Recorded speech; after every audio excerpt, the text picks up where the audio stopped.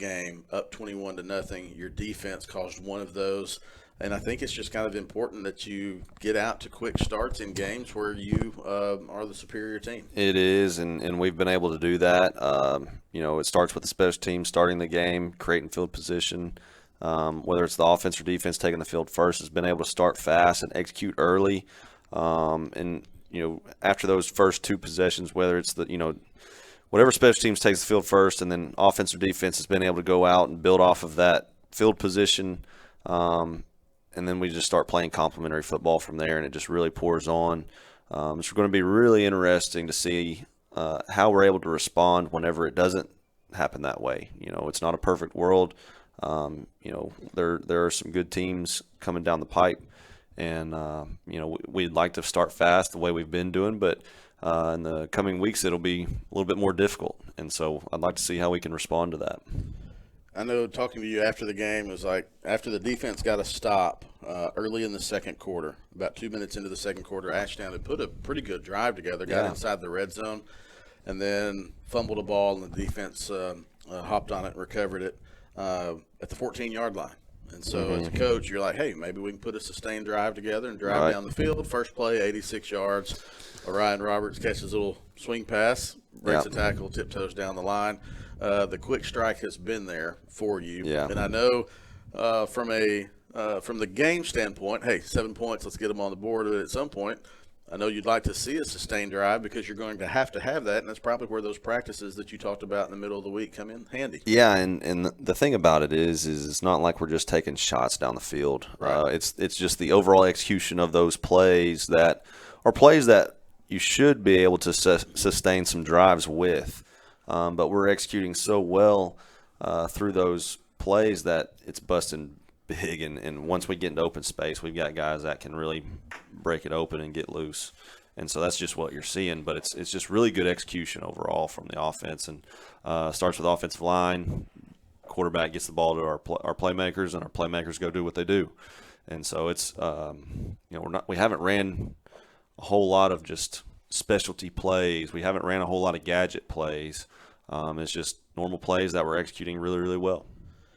Let's look at the passing game. 6 of 8 passing. Probably the third game in a row that you might not have attempted a pass after the first quarter. Yeah. 4 different receivers catch the ball. Wagner with 3, Purifoy, Orion Roberts, and Cummings each get a catch. 24 rushes in the game. We've seen that. There's almost a 3-to-1 ratio between running the ball and passing because of the game situation. Right. Again, that's probably where the practices come in handy, where you're able to get some reps for your quarterbacks, receivers, and pass blocking. Yeah. It's just been a really big emphasis, and we've had one of the best weeks of practice, I believe, when it comes to competition and just compete offense and defense. I think our kids have understood that they haven't gotten a whole game's worth of reps in a long time, and I think they're realizing how important these practices are throughout the week to continue to get better and to continue to have game shape, to continue to compete at a high level. This week really showed our kids really responded to that, and we had a really good week of practice, a physical week of practice, and had a lot of fun. On the other side of the ball, the defense, 96 yards unofficially from Jim Rothwell stats, 96 yards of total offense for Ashdown, 48 passing, 48 rushing. Your defense, I guess you don't mind them getting 3 and outs and continue to do, you don't want a sustained drive. Right. Well, let's have a sustained drive and see how we can do on third down. If your defense continues to play like it has, that bodes well for all facets of the game. It really does. Going into the season, we believe that we play really, really good defense around here. I still feel like we've got one of the top defenses in 4A, and they've been able to be consistent and kind of prove some of that. And we've been able to create turnovers and score off turnovers. That's one of the biggest things that to take away from our defense right now is not only are they keeping opponents from scoring, but they're actually turning them over and scoring themselves. And so, that's part of having a great defense is being able to turn the offense over, put points on the board, create good field position, all that. Ashdown, they did do some things early to drive the football, and our defense still responded, and that drive resulted in a turnover. And so, that's the type of mentality we want to have. It's like I've said, it's been a big point of emphasis to keep that competitive edge, and that's especially from a defensive perspective, because when you go against some more dangerous offenses, you've got to have that mentality about you, and it's easy to get complacent whenever you haven't seen it in a while. After the break, we'll talk about tonight's game. First matchup between Arkadelphia and Genoa Central, new into the 4A7 conference. After the break, we'll talk about tonight's game between the Badgers and Dragons. You're watching Arkadelphia Badger TV. This is the the Southern Bancorp Badger pregame show. This interview brought to you by Roger Wingfield State Farm. Back after this timeout.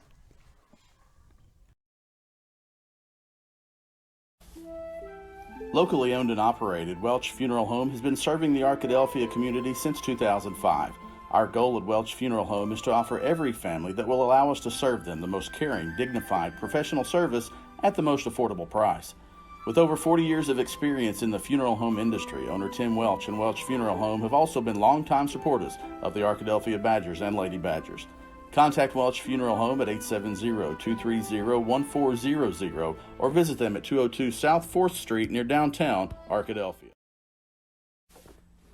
As a family-owned sporting goods supplier since 1950, Southwest Sporting Goods understands the value of customer service and is committed to providing the best quality customer service and merchandise available.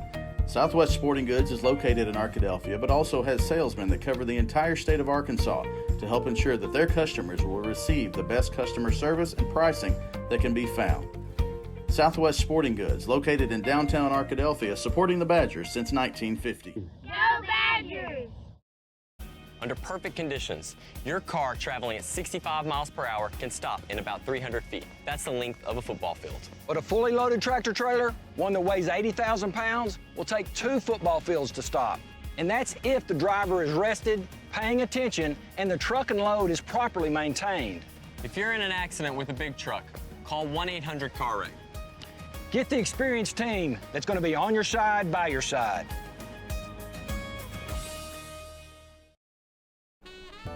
Locally owned and operated, Java Primo is the official coffee house of ArkadelphiaBadgerTV.com.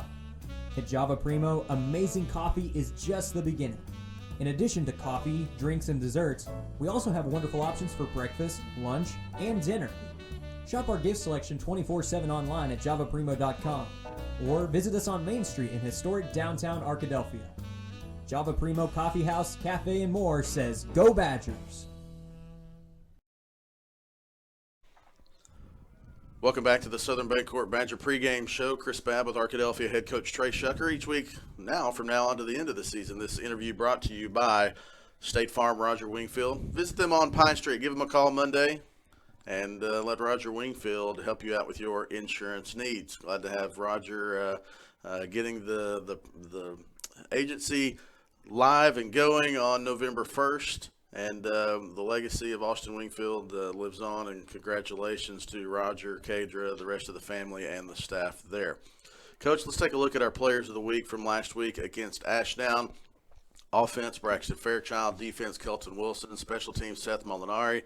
And our Badger Spirit Award winner was Juan Castro. Start with offense and Braxton Fairchild. It all starts up front, and Braxton Fairchild is one of those veteran offensive linemen. He is.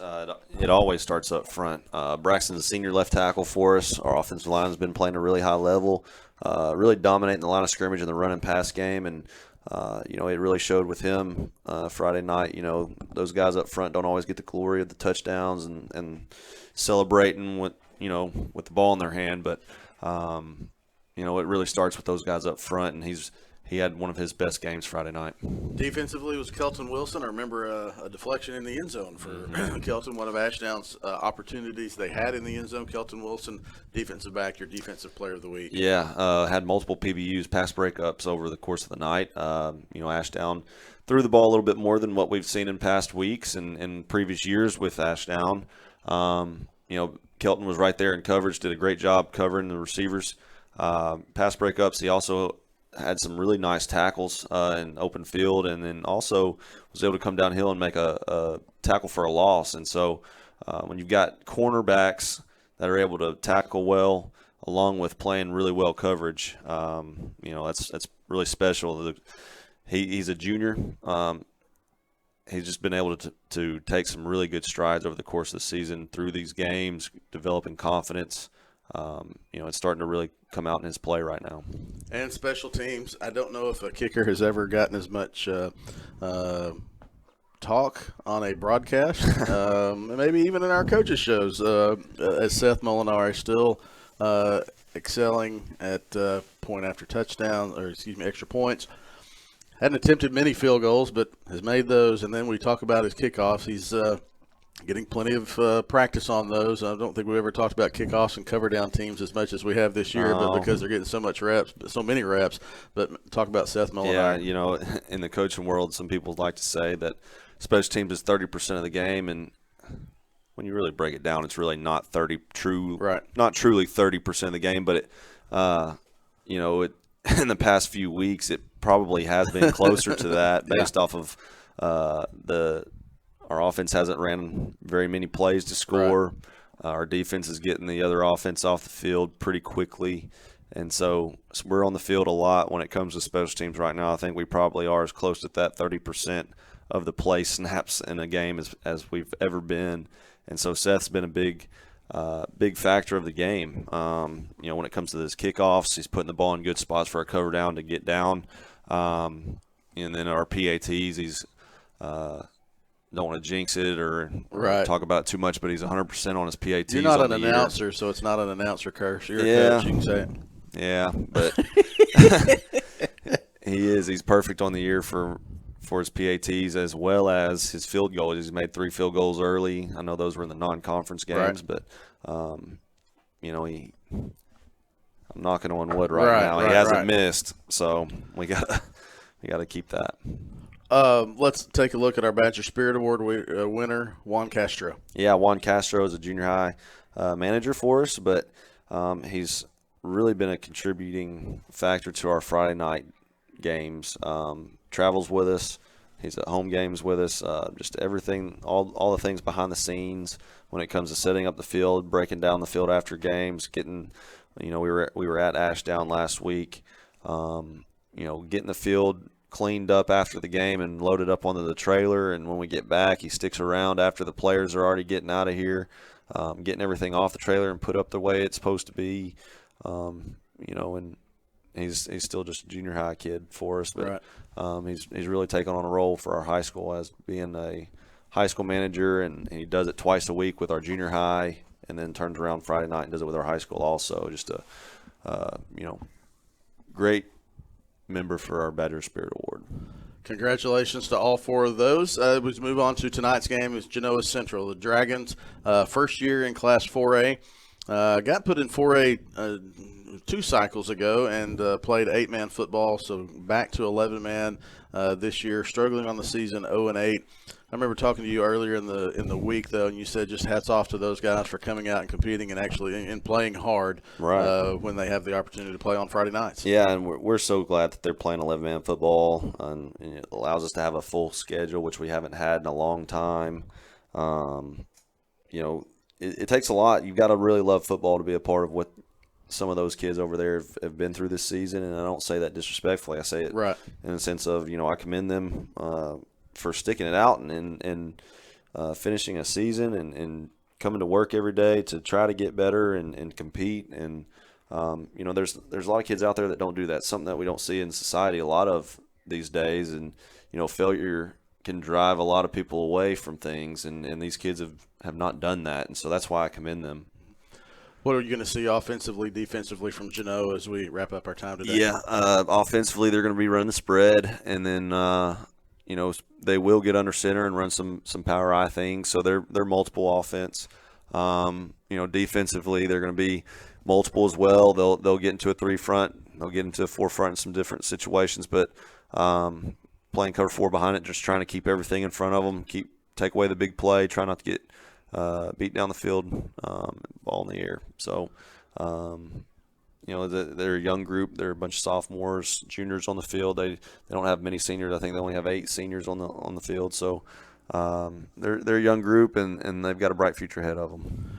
Our thanks to Arkadelphia head coach Trey Shucker for taking his time out to join us each week. This interview brought to you by Roger Wingfield State Farm. Badgers and the Dragons getting closer to kickoff. You're tuned in to Arkadelphia Badger football. The Southern Bancorp Badger pregame show will return after this timeout on ArkadelphiaBadgerTV.com. Doctors Gary and Rob Rucker are proud sponsors of this Arkadelphia Badger broadcast. Dr. Gary and Rob Rucker supporting the Badgers since 1996. At Eccles, Thompson, and Kneebone CPA, we seek to provide accounting, tax, and financial planning services to individuals and small businesses with proficiency and integrity. Serving Arkadelphia since 1977, our staff looks forward to meeting your financial goals of today and also becoming your financial advocate for life. Visit us at 205 North 25th Street or call 246-8991 today. Eccles, Thompson, and Kneebone LTD says Go Badgers. A Badger Blue good evening to you, everybody, from All Care Field at Badger Stadium. The Arkadelphia Badgers, Genoa Central Dragons getting ready to do battle in 4A7 conference action. The captains are making their way to the field. For Arkadelphia, left to right, Braden Wagner, Kyle Reed, and Nate Alexander. Can't really see the numbers that well for the Genoa Central Dragons, but it does look like Alex Rodriguez. He's a pretty good hitter. Graham Douglas, number 2, and the third one will get to you in a second. Jeff Root will be on here in a minute. Looks like number 38, Lance Salter. Jeff Root will be here in a few minutes. Cooper Dar, Chris Babb, as we wrap up the Southern Bancorp Badger pregame show. The coin toss being done right now at midfield. Looks like Genoa has won the toss, elected to receive, if I understand my sign language correctly. And Cooper, it's about time. Put us through what these guys are going through as they're getting ready to run through that banner, run onto the field. Well, they're going into once again another conference game. So obviously, it's a football game. So your nerves are up. Yep. You know you're about to go into battle. No matter what opponent you're facing, you're always about to go into battle. So, I mean, obviously you're a little antsy, but you're excited. You know, I got to talk to a couple of the guys beforehand, and they are super excited about the game. They're ready to go out and dominate with some Badger football. Arkadelphia tied for first place in the conference with Malvern at 5-0. Genoa Central in 8th place at 0-5. Arkadelphia playing Genoa tonight. Malvern is at Nashville, and those two will meet next week for the conference championship. It'll either be for an outright, as both of those teams will come in undefeated, or one of them's going to come in with a loss. And regardless, it is always a fun time when Arkadelphia and Malvern battle. But before that, you have the Genoa Central Dragons. You see the Badgers gathering behind the end zone. Cooper, this is the last regular season game. It's not senior night. Had senior night a couple of weeks ago, but this is the last guaranteed game of the regular season. Arkadelphia will end up hosting a playoff game just because, so I guess technically that's not, that's guaranteed. But as a senior, getting ready to play one of those final games in your home stadium is special as well. Yeah, it's kind of, you're ready for the football game, but also it's a little sad. It's sad, and you want to make the most of this entire opportunity. So you want to go out and you want to have the game of your life in your last regular season home football game. Hopefully we'll have a home playoff game, but as a senior, I can understand how some of these guys are a little sad, but also super, super excited. They're going to see this game as just another football game, but it's going to be a lot of fun. The Badgers are ready to come out. Genoa Central has made its way into the end zone, ready to run through its cheerleaders. And the two teams are about ready to take the field. And here come the Arkadelphia Badgers. We'll let you get a listen to that, and we'll turn the headset over to the voice of the Badgers, Dr. Jeff Root. Ladies and gentlemen, your Arkadelphia Fighting Badgers. Well, thank you very much, Chris Babb. It is time for football tonight. The lights have come on full blast. We get a little light show before the game every week, and that was beautiful. Got some Badger blue coming from the lights. Got some red also. Colors of Arkadelphia High School, not just blue and white, but red as well. So got a little taste of that, but now the lights are on full blast because we're about to see some football. Cooper, so nice to have you back. Excited to have you back. And it's going to be quite a game tonight as Genoa is really putting its football team through the ringer here in 4A. But at the same time, they're seeing some growth, and they hope to see more tonight in a game which they're a big underdog against Arkadelphia. They are seeing a lot of growth, and, I mean, it's just a huge step to step into 11-man football whenever you haven't done that really ever. So a big step for Genoa Central. And, you know, this is kind of just a season of getting their feet wet a little bit. They're getting used to this 11-man football. They're getting more people on their roster. So they're competing. They're here to compete, and obviously they wouldn't have come here just to not do anything. So this is going to be a competitive game, also a physical football game as well. The junior high team for Genoa has had a little bit more success. They've been more competitive, and I'll tell you what, a lot of people from Arkadelphia probably made their first trip to Genoa for that junior high game, and we haven't been down there yet, but they are here in Arkadelphia, some pretty good numbers on the visiting side. So this town just outside of Texarkana is growing. They've grown to 4A status, and their sports programs are still in the process of growing up to that level.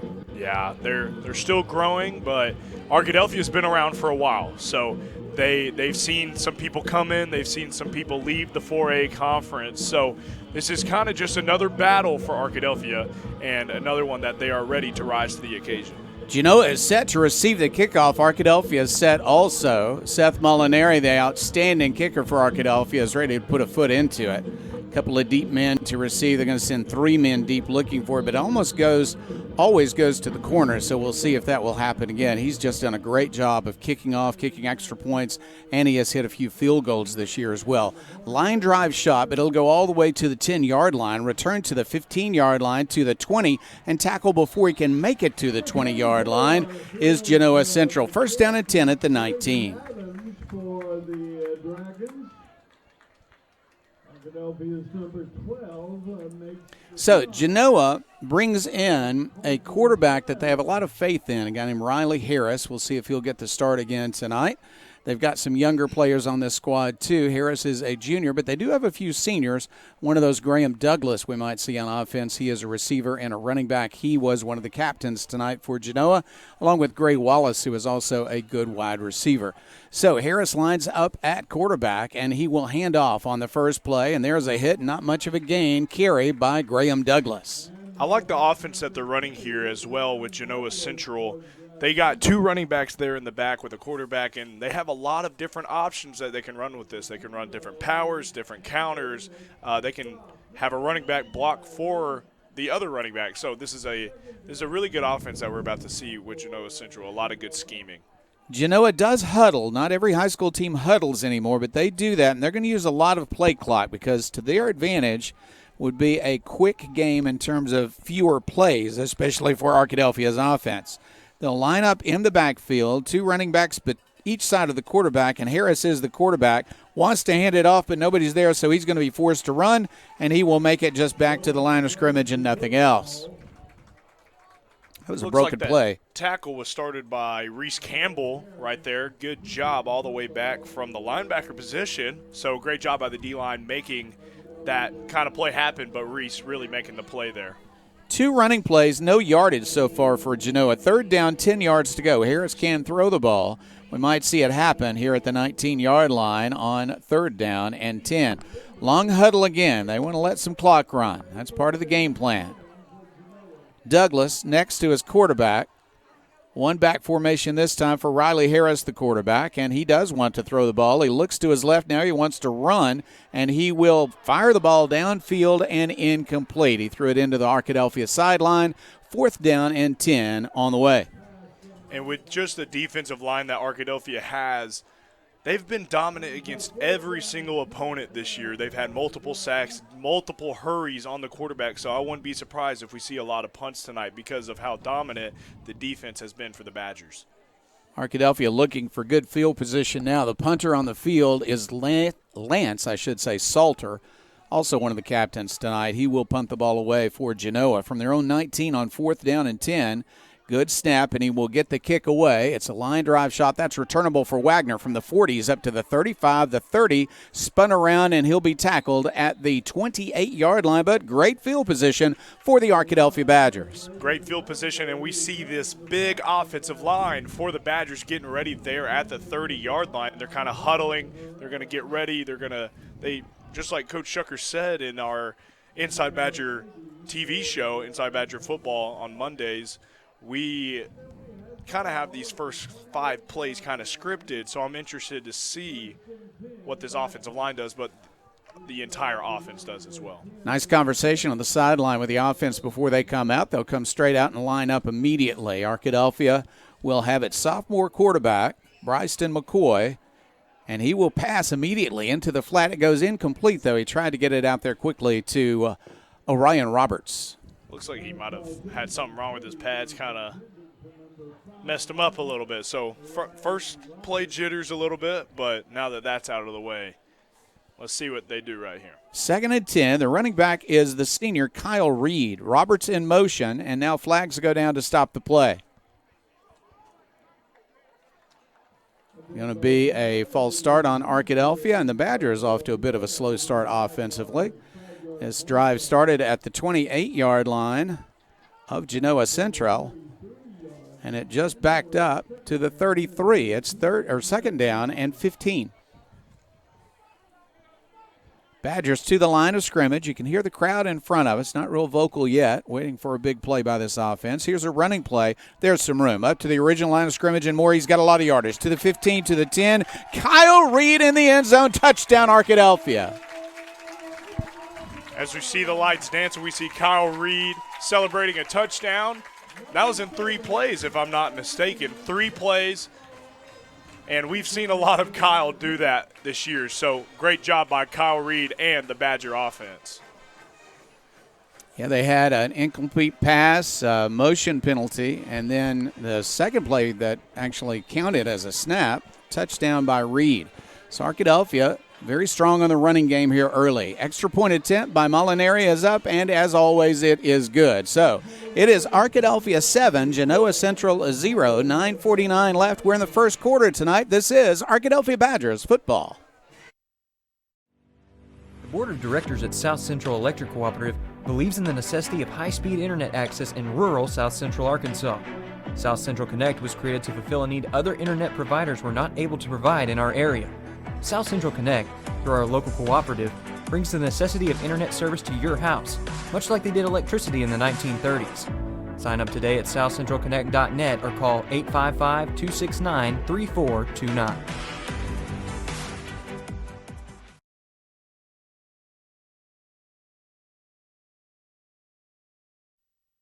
Well, the first play from scrimmage, Cooper was an incomplete pass. Second play was a motion penalty, false start. The third play, a 33-yard touchdown run by the senior Kyle Reed. I mean, sometimes you gotta sometimes you just start slow a little bit, and maybe that's 2 plays, maybe that's a drive, but they kind of got that 2 plays out there a little bit, and then Kyle Reed with a huge touchdown, as we've seen all year long. Kickoff returnable from the 11-yard line, coming to the center of the field, looking for space and not finding it, is the return man. He'll be dragged down between the 10 and 15-yard line. I think they're going to put the spot at about the 13. So, once again, great kick coverage from Arkadelphia. Cooper, it's been true all year long. It's been true all year long, and number 24, Braden Adams, caught that ball right there, and he was tackled by Jay Purifoy. We've seen Jay Purifoy do a lot of things on the field this year, offensively, defensively, special teams. He's everywhere, just like a lot of these guys are. So, good field position once again for the Badgers. First drive of the game for Genoa started at its own 19-yard line. They had to punt the ball away on 4th down and 10. And now they started their own 13-yard line. Here is a running play. Harris, the quarterback, will keep it. He will, I don't believe, make it back to the line of scrimmage. Tackled by about 5 Badgers. Usually whenever you see a little bit, that's called a guard tackle counter, kind of some double-ended counter there. And it's kind of whenever your 2 offensive linemen pull to the other side. Usually if you're a defensive end, you're a defensive tackle. You can follow those guys and make a really good play right there, which is exactly what Nykeeson Wimberly did right there. Big play by Nykeeson. So he lost a couple. And it's going to be second down. We'll say he lost one, in fact. Second down, 11 yards to go.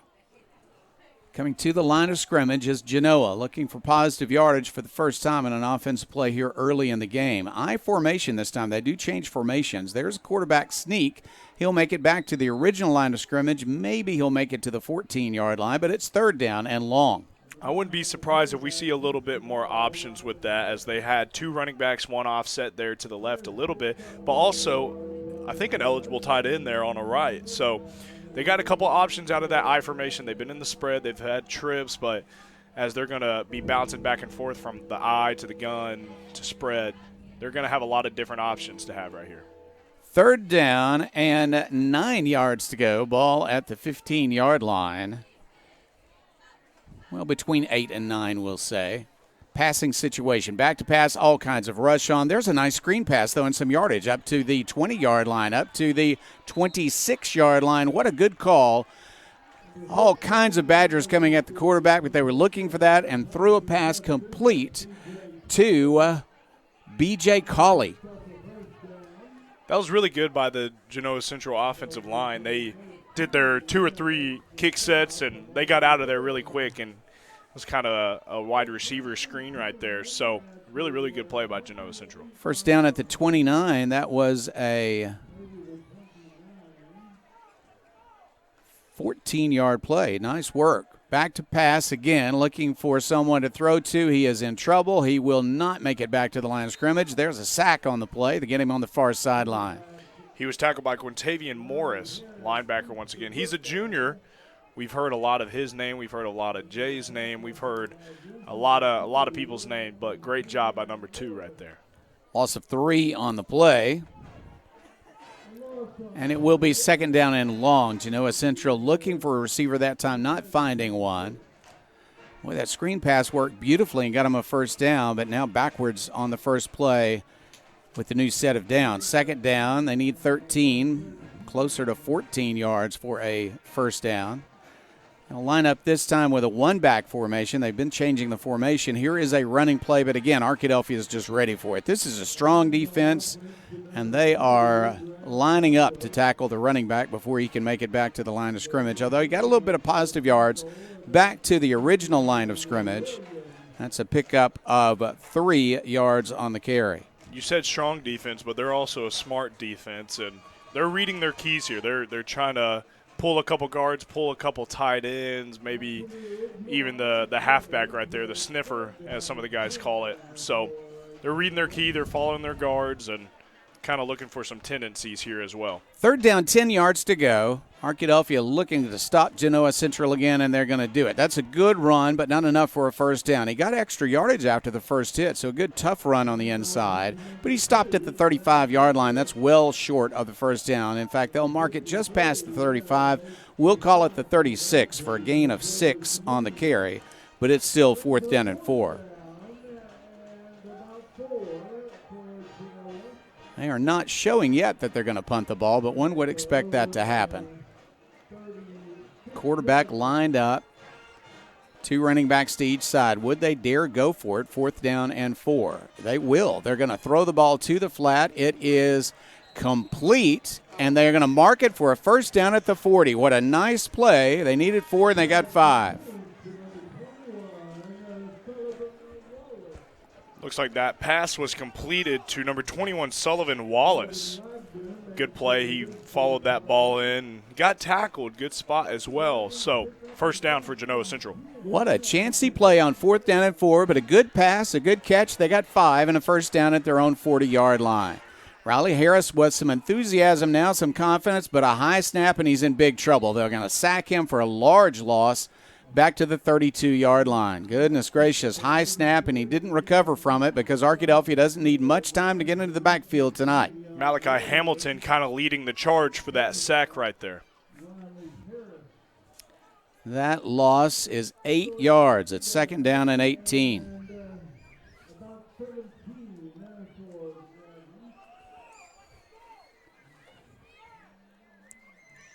This time the quarterback is under center.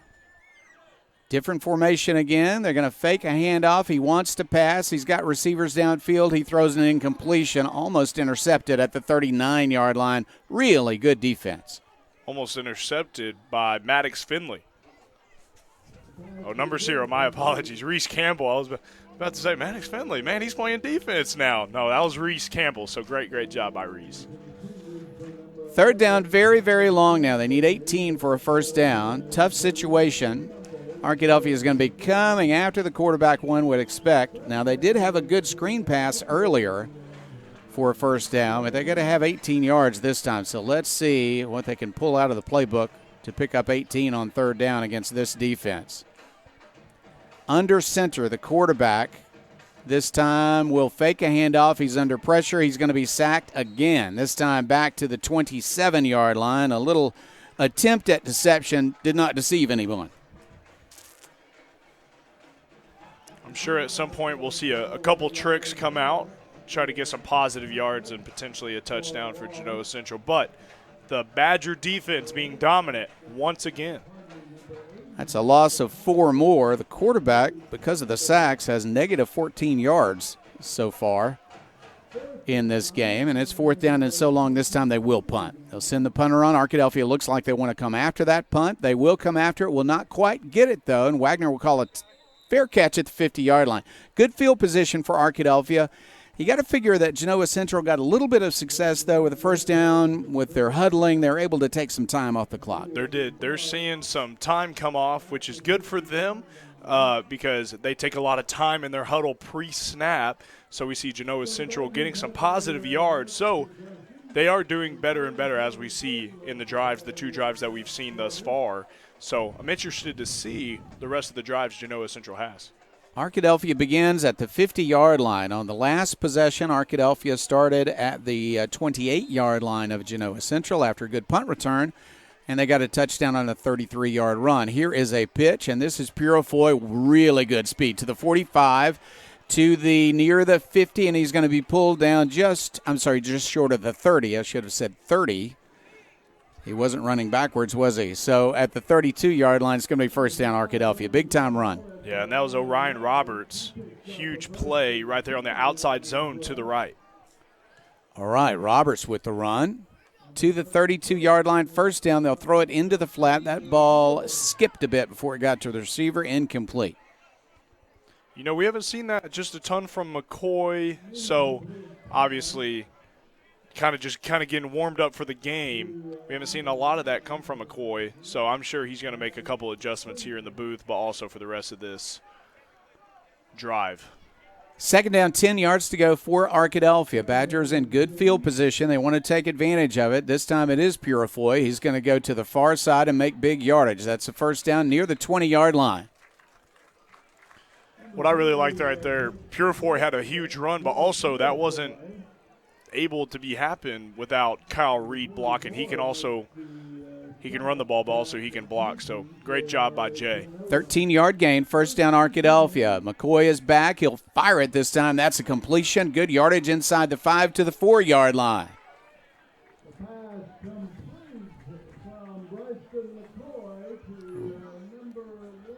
And that was Braden Wagner on that catch. Wagner with a nice catch to the 4-yard line. First down and goal. Here is a running play and a nice move and a touchdown.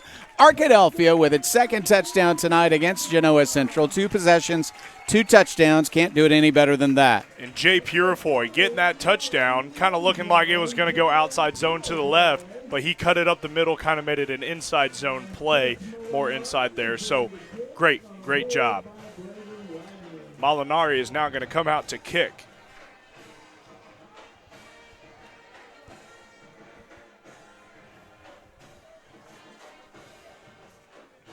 Extra point attempt is up, and it is good. Seth Molinari, as usual, has made the extra point. Arkadelphia leads at 14-0 with 2:51 left. We're in the first quarter tonight. This is Arkadelphia Badgers football. Everyone's known for something. Ours is simple. At the Southwest Auto Collection and iDriveSWA.com, you get the absolute lowest price on America's best brands: Ford, Lincoln, Chevy, GMC, Buick, and Chrysler, Dodge, Jeep, Ram. The best selection and the lowest prices guaranteed. And we deliver anywhere in the state, plus tires for life. It really is that simple. Visit us today, the Southwest Auto Collection, I-30 Exit 78 in Arkadelphia, or online at iDriveSWA.com.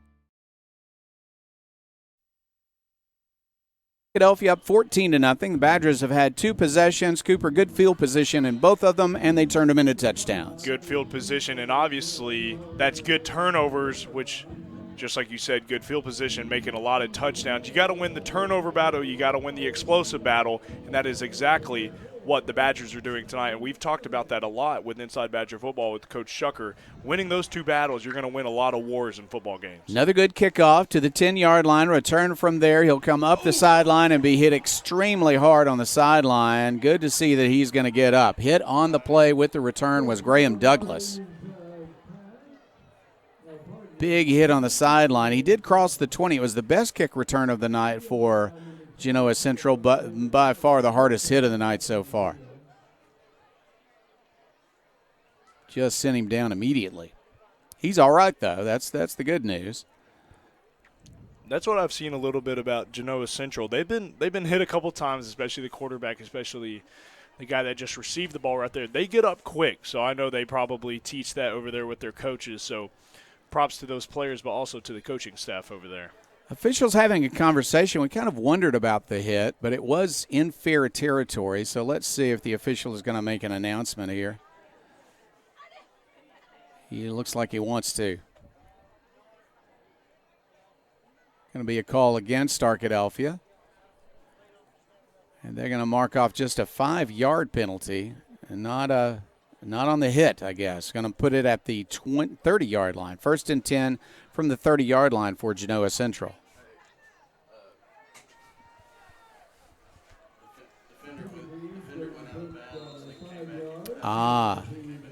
Gotcha. The defender had stepped out of bounds and then came back in to help defend on that play, and that's why it's a 5-yard penalty. There's a running play up the middle, and it's going to get no yardage back to the line of scrimmage. That makes a little bit more sense. I was almost like, oh, no. They got hit too hard, and there was a foul. So, ball carrier is slow getting up. Of course, Arkadelphia is going to hit you on every play, and this time he is a little slow getting up, and so the 2 teams are going to take a timeout. We'll take a timeout also. 2nd down and about 9.5 coming for Genoa Central when we come back. It's Arkadelphia 14, Genoa 0, and it is, I think we're going to just keep it here after all because he's up and he will leave the field, and he is the quarterback. That's Riley Harris, who was hit on the play. He's had a tough night, as you said. Cooper's been sacked a few times. He's run the ball a few times, and this time a running play up the middle had him down for a moment. But thankfully, he is walking off the field. It's always good to see people being able to get up. It's nothing too big of an issue. So you always hope the best for the other teams. He is definitely their starter at quarterback, though, and one of the better players on the team. So we'll see what will happen without Harris at quarterback. I think they're going to line up, with a new quarterback. We'll tell you who he is in just a moment. He's going to be under center. He's going to hand it to a tailback who is hit in the backfield and will lose yardage. They blew the whistle quickly this time. That's a good thing. New quarterback is Jason Mull, who is the starting linebacker for the team. That carry, though, was Graham Douglas, the guy who had hit so hard on the kickoff return. And he lost yardage to the, we're going to call it the 28-yard line, so loss of a couple. Genoa right now has negative total yardage. And they are going to run the ball right at Arkadelphia and be tackled immediately. He might have fallen forward for 1 yard, but they're still just inches away from where they started. 3rd down and very long coming. 4th down, and very long coming. They're going to give it back to the Badgers. Great job once again by the Badger defense. holding them 2 negative yards. And it looks like they tried it last time, but it looks like they might go for a blocked punt. No matter what, you still want to be very dominant in all the phases of the games. Arkadelphia does line up, looking anxious to come after it, but now they're going to block for the kick return. A very high, short kick, allowed to bounce on the sideline, and it will go out of bounds, but it did not make the 50-yard line. So Arkadelphia has a short field, once again already leading 14-0. Seeing Derek Turner go out for the offensive line there, number 64 as well, Carson Carrozza. We've said his name a lot. I've personally gotten to talk to his dad. His grandpa is also one of my teachers at Ouachita Baptist. So, I don't know. Carson just kind of has a spot in my heart. I'm just like, wow, he's pretty cool. So, he's a cool guy on and off the field, but a dominant football player to say the least. First down for Arkadelphia. They want to throw the ball across the middle. That's Purifoy. There's a good catch. One defender will try to tackle him, but 3 more will get to him. Still a nice gain on the play. I don't think they're going to mark it for a first down, Cooper, but it's very close. And, in fact, the mark, I think, is going to be a first down. So it's a good mark near the 35-yard line. And it's first down and 10 on a gain of 11 up to the 35. And that was a Welch Funeral Home first down. 11-yard play. And here is Kyle Reed. Kyle Reed with a nice gain. He had a 33-yard touchdown run already tonight. Now he's got a 9-yard pickup. On 2nd and 1, they want to throw the ball. They're looking downfield. They'll throw the ball to the sideline. That's caught at the 18-yard line, to the 15, down to the 11-yard line. Another first down and 10 for the Arkadelphia Badgers. The thing about the Badgers is they like to play with a lot of pace. They go fast. They go fast from play to play, and we're going to see the offensive line sprint to the ball. They're already set, ready to go. Maddox Finley on that play. Back to pass again is McCoy. He throws into the flat. Good catch. A dart near the end zone. He is in. That's a touchdown, Arkadelphia. 3 possessions, 3 touchdowns for the Badgers. And 3 possessions, 3 touchdowns for number 3, Jay Purifoy. Touchdown, Jay Purifoy and the Badgers. A nice 11-yard pass for the touchdown. Purifoy looking very, very strong. 22 yards and 2 catches tonight. And he just picked up a touchdown.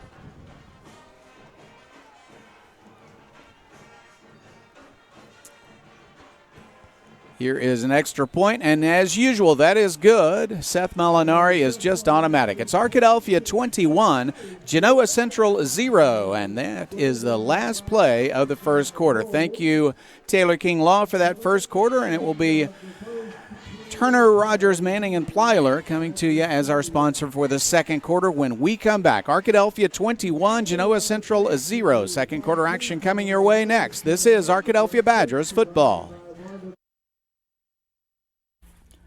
Turner, Rogers, Manning, and Plyler CPA is a longtime supporter of the Arkadelphia Public School District. Turner, Rogers, Manning, and Plyler has established a reputation for providing clients with outstanding services that include auditing, accounting, and tax and business consulting. Contact Turner, Rogers, Manning, and Plyler today at 870-246-4563 or by visiting them at 305 Professional Park Drive in Arkadelphia. Turner, Rogers, Manning, and Plyler says, "Go Badgers!" Whether you realize it or not, you see the work of bats and signs all around Arkadelphia. When you see the Badger equipment trailer on the way to a Badger game, Bats and Signs did that. When you're watching the Badgers, Tigers, or Reddies and see the signage that just really makes their facilities pop, Bats and Signs did that too. You see the signage in downtown Arkadelphia, on the campuses of Ouachita and Henderson, or the sign in your neighbor's yard supporting a candidate or their favorite Badger? Yep, Bats and Sign did that too. Longtime residents and supporters of all things Arkadelphia called Mark, Jared, Chris, or Ryan at Bats and Signs today to see what they can do for you.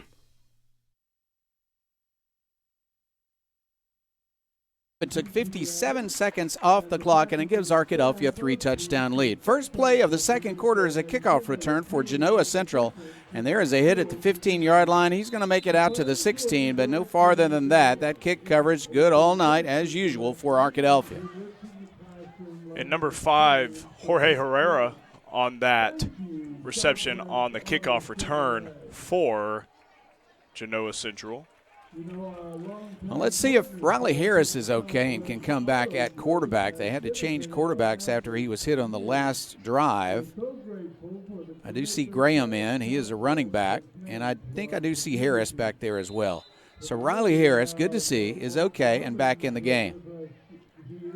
He has taken some hits, sacks, and running plays so far tonight. They're going to send a man in motion, one back formation. They want to hand off. This is Graham, hit immediately, and I think he lost a yard. They just cannot get to the line of scrimmage before a Badger has a hold of him. They can't. This dominant defensive line, Nykeeson, they have Xavier, they got a ton of guys, LaJavis Moody. They have a ton of guys on this defensive line that is just so dominant. And all conference players, but also all state players. Skylar McClure there as well. Let's see what they do right here. So they said the line of scrimmage really started closer to the 15-yard line. It got back to that spot, so they avoided a lost yardage play there. And there's a fumble on the snap, and the ball is kicked in the end zone, is open for a Badger to pick up, and he does. Arkadelphia with a touchdown from its defense. That's a touchdown by Malachi Hamilton there on the scoop and score. He saw country, and he picked it up. And that is a touchdown for Malachi Hamilton and the Badgers. Hamilton scores by chasing down a fumbled snap that got kicked into the end zone, I think, by the quarterback who's trying to recover it. And Arkadelphia comes up with the touchdown on its defense. Seth Molinari on for the extra point. Arkadelphia trying to grab a 4-touchdown lead. Kick is up, and that kick is good. As usual, Arkadelphia 28, Genoa Central 0, 11:02 left. We're in the second quarter tonight. This is Arkadelphia Badgers football. Make Print Mania in downtown Arkadelphia your place to get embroidery, screen printing, trophies, and more. Drop by their store on Main Street in downtown Arkadelphia or visit their website at printmaniatees.com to see how they can help your business or group. Need a shirt for an event? Let Print Mania take care of that. Need promotional materials for your business or organization? You can let Print Mania take care of that too. A family-run local business in Arkadelphia, Print Mania has been serving the public since 1992. Call Print Mania today, 870-246-3803. 8-0. Arkadelphia in the lead after a defensive touchdown. The offense scored 3 in a row, and now the defense has scored. Arkadelphia the 4-touchdown lead, and Genoa Central with negative yardage.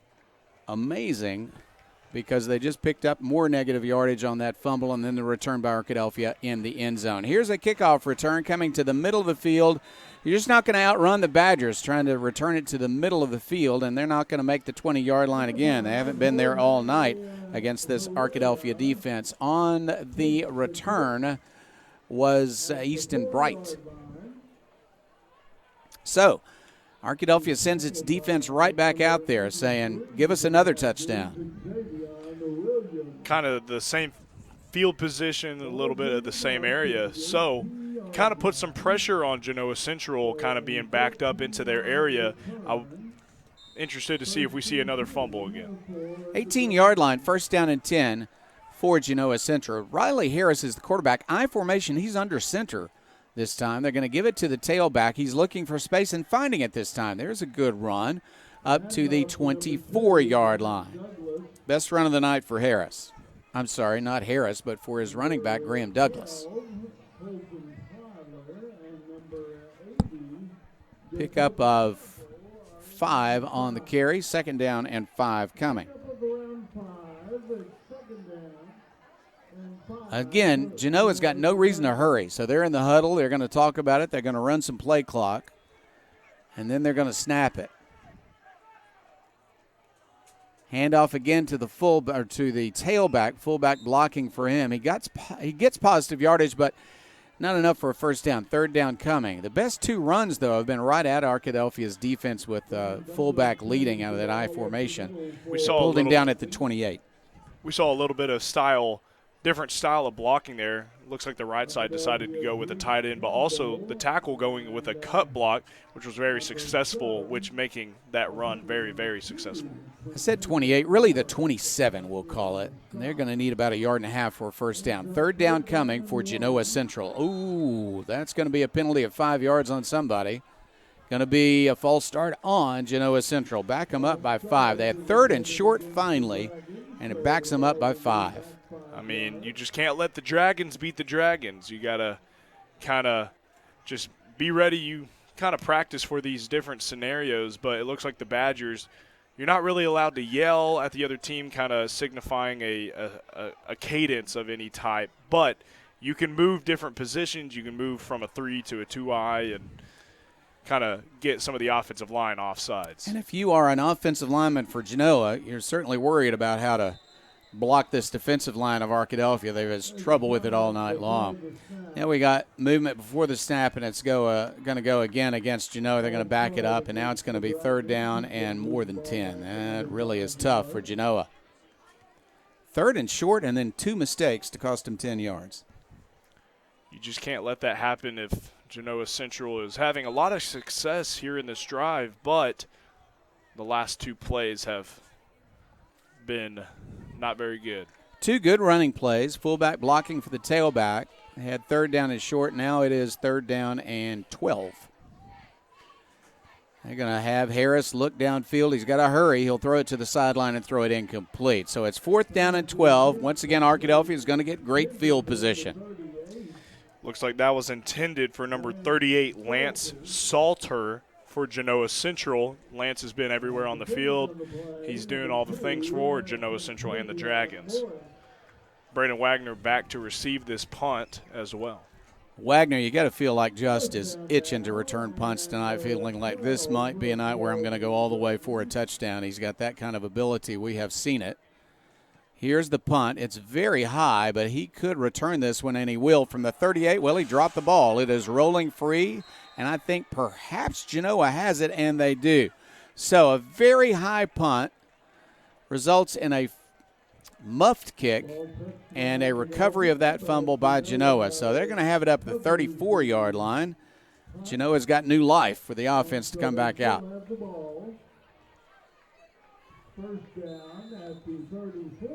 Well, the Arkadelphia defense doesn't look terribly worried. I think they're quite confident about what they can do with Genoa's offense. But Genoa does have an opportunity here, and we'll see what formation they choose this time. They go back to the I formation, so we'll see if they'll send the tailback up the middle again. On first down and 10 from its own 34, here's Genoa, and they're going to pitch it and try to go wide. That's going to be difficult against Arkadelphia. They're going to hit him about a yard short of the line of scrimmage. You know, if I was the defense, I would see this as an opportunity of just getting more game reps, more live reps against another team, another offense for this game, but for future games as well. So defense is kind of getting a little bit more conditioned. That's the way I'm looking at it right now. Graham Douglas is a hard, tough runner, but so far against this defense, he's had 8 carries for 9 yards. And he lost one on that carry at 2nd and 11, ball back at the 33-yard line. Harris at quarterback, injured momentarily, but came right back in. That's good to see. I formation, they give it to the tailback. He wants to go up the middle. It's not available. He tries to go around the end to the right side, and that's not available either. No hole anywhere, and he might have just gotten back to the line of scrimmage and maybe picked up a couple, so third down and 9 coming.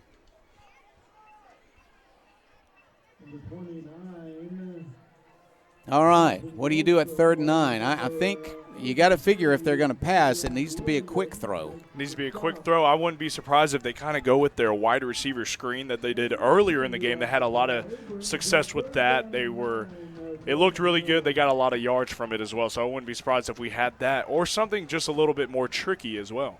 Lining out wide to the left side for Genoa is Zach Deaton. And that will be a timeout for Genoa Central. Genoa's going to call a timeout and talk about what they can do on third down and 9 from their own 35-yard line. The clock has stopped here in the second quarter with 7 minutes and 25 seconds left before halftime. Arkadelphia leading this contest 28-0. We will take a break also. This is Arkadelphia Badgers football. You belong at Patterson Federal Credit Union. No matter your financial needs, Patterson has products to help. We offer all types of accounts, loans, certificates, and financial counseling.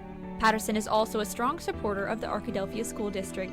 We provide food for students in need, have donated funds for additional security measures, and can always be counted on when a need arises for students and staff. Serving Clark County for over 67 years, we pride ourselves on providing the highest quality service to our members and our community. Join us soon. You belong here. R&T Dixon's Exxon stores are proud to sponsor this Arkadelphia Badger broadcast. Locally owned and operated by Randy and Tanya Dixon, we welcome you to visit one of our Arkadelphia locations, located at each I-30 exit, or our new Tiger Mart store, located on 10th and Pine in Arkadelphia. R&T Dixon's Exxon stores say, "Go Badgers." What a beautiful night it is. 67 degrees at kickoff. Wonderful night for football here at Badger Stadium, and the Badgers lead Genoa Central 28-0. Two backs, one on each side of the quarterback, and now we've got moving on the offensive and defensive line. Let's see, I believe they're going to say that is a false start that caused the defensive lineman to move. So instead of 3rd and 9, Genoa's going to face 3rd down and 14.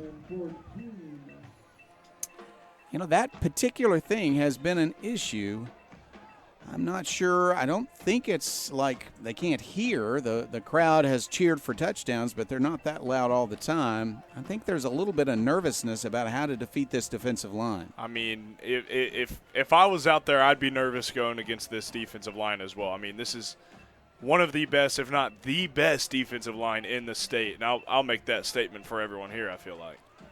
They need 14 yards. On 3rd down, they're going to run to try to get it. Here's a cut and a couple of yards, but not much more than that. They failed to get back to the original line of scrimmage on the carry, and working hard at his running is Graham Douglas, but he's just been hit by a bunch of Badgers tonight, and so he's stopped at the 33-yard line, and it is 4th down and 11. So once again, a punt is coming. Lance Salter has done quite a bit of punting already in this young evening. 28-0, Arkadelphia in the lead and about to get the ball back. Snap is a good one. A little bit of pressure on, but he gets the kick away. It's a shorter kick, but it does take a nice Genoa Central bounce. It is fielded by Wagner, but he's going to have a foot step out of bounds, and so Arkadelphia will have the ball. Still pretty good field position, but a nice punt with a good roll puts it at least on the Arkadelphia side of the 50-yard line. They're going to spot it at the 39-yard line. 1st down and 10 for the Badgers. And I think we just got word that our offense they've only ran 12 plays. So kind of expecting to maybe see a little bit more on the ground football, trying to get more plays in, more game conditioned. Arkadelphia runs it right up the middle with Kyle Reed, and he's got nice yardage, 1st down yardage into Genoa Central territory. He'll take it down to the 47-yard line, 1st down and 10. And that is a Welch Funeral Home 1st down. Really nice run. 15-yarder, back to pass. There is a complete pass. Good catch by Reed. And a good pass by McCoy also, gain of yardage up to the 42-yard line. So they're going to pick up 6 on the play. 41-yard line, we'll say that's a pickup of 7. Good night so far for McCoy. Back to pass. McCoy looks downfield. He's going to throw this one deep. He's got a receiver deep, and he can't quite get to the ball. Braden Wagner reaching for it at the goal line. Could not quite reach it, and that's an incompletion. But there is a flag down back in the backfield, and let's see what that call is going to be. This is at a spot where you expect to see it marked off against the offensive team, and that is the case. Going to be putting it at the 49 of Arkadelphia, so a major penalty against the Badgers. Big penalty, but also I was watching that exact play. I've never seen more textbook style of blocking right there. So that was awesome. He hit the hands down, landed on top of him, counting that as a pancake block, but ruled as a holding. At the 49-yard line, they're going to throw it into the flat. There's some room to run. Up to the 45, to the 40, to the 35. Breaks the tackle to the 25, to the 15-yard line, and finally out of bounds at about the 5. What a good run after the catch. And that's Jay Purifoy once again. We've heard him have some touchdowns tonight, but now he's having one of the biggest runs of the night for Arkadelphia. And it looks like they're going with more pace now as the offensive line has already set. 45-yard gain. They're going to put the ball at the 6-yard line, a 45-yard pass reception. He's already got 67 yards receiving tonight. Arkadelphia looks to the sideline. They're going to change personnel now. Sending into the game for Arkadelphia will become a young man who's been getting more and more playing time, and that is Riley Cummings, a 10th grader. He'll line up at the top of the screen on the right side. From the 6-yard line, first down for Arkadelphia. Cummings in motion. They're going to throw it to him. He cannot quite catch it, can't pull it in. It is a forward pass, though. Forward pass. And it's second down and goal from the 6.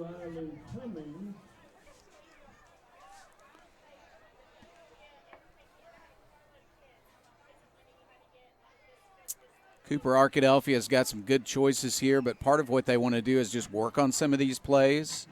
And that timing was just a little bit off. Here is a 5-yard penalty coming because some of the Badgers moved before some of the others, and they're going to take it back to the 11-yard line.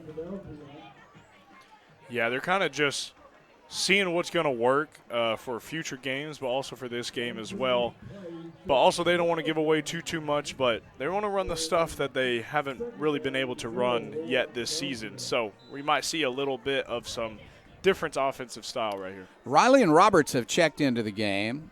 I'm sorry, Roberts and Wagner have checked into the game for Arkadelphia. Back to pass, McCoy, and flags go down again. And that's against Arkadelphia again. So Arkadelphia looking to make it a 35-0 game. They lead 28-0 with 3 offensive and 1 defensive touchdown. Now they're back to the 16-yard line, though. It's second down and goal from the 16. Kyle Reed is the running back. Next to his quarterback, Bryson McCoy. McCoy wants to throw, looks to his left, fires it. That's a completion, and that is going to be a Badger touchdown. Nice move after the catch by Roberts.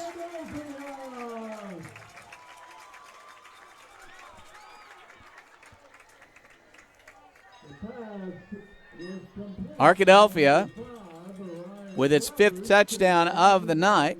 Good run after the catch by Orion Roberts. 5:16 left, second quarter. The Badgers need one more to make it a 35-0 game.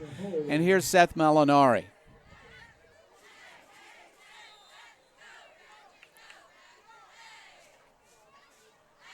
Snap is good.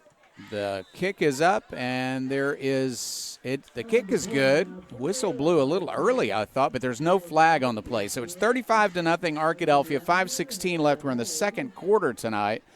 And I tell you what, Arkadelphia made a few mistakes, backed up with a couple of 5-yard penalties, and then scored on the next play. They did, but obviously, Coach Shucker is always preaching they want to have flawless games.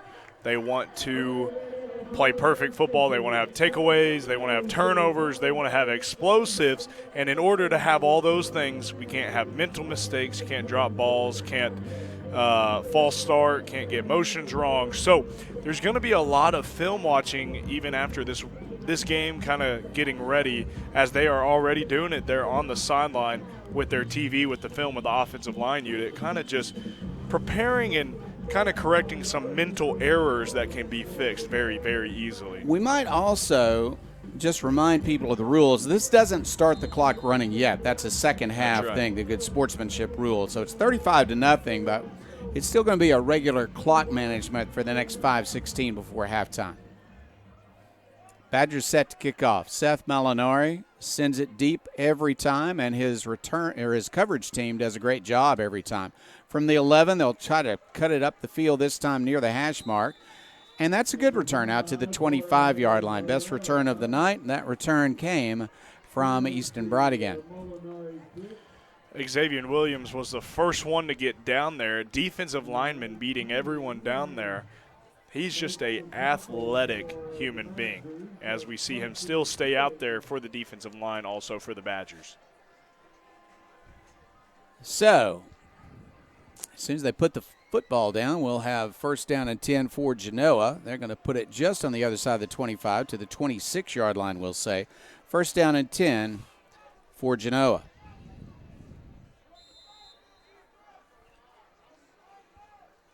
From the 26 on first down, Riley Harris, the quarterback, wants to throw. He's in a little trouble. He does make a throw. It's a good completion, but only a short gain. Good throw at the last moment, a good catch, but unable to run after the catch was Jason Mull. They spotted him down at the 28, near the 29. We'll give him the 29-yard line, gain of 3.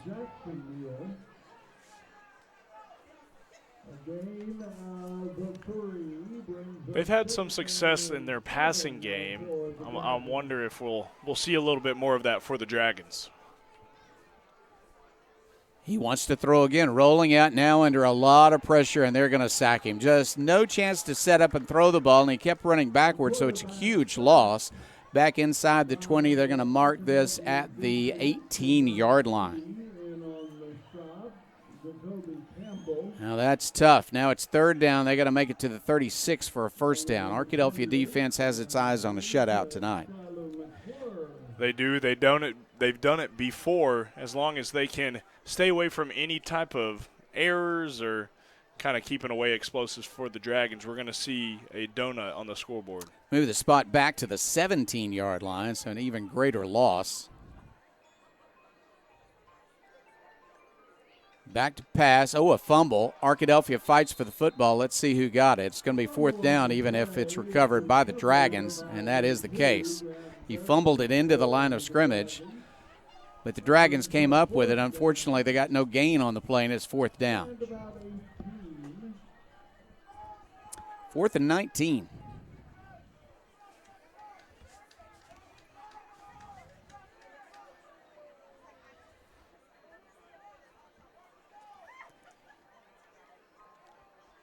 And now a punt.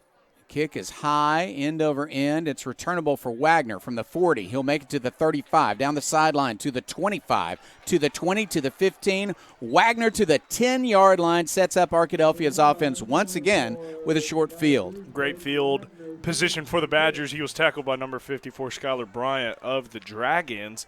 Wagner obviously still making huge plays for the Badgers. No matter what game it is, they're going to be spotted on the 10-yard line. And whenever you can get the ball on your own 10-yard line and start a little series there, I think you might have some success in this drive. Arkadelphia lines up in a good spot. And it looks like they're actually starting to run the clock. That's not a bad decision. Here is a running play. This is Reed up the middle. He breaks the tackle and scores. Touchdown Arkadelphia. Reed running through traffic and sprinting into the end zone. Kyle Reed getting another touchdown. We've heard Jay Purifoy getting touchdowns, and Ryan Roberts making big plays.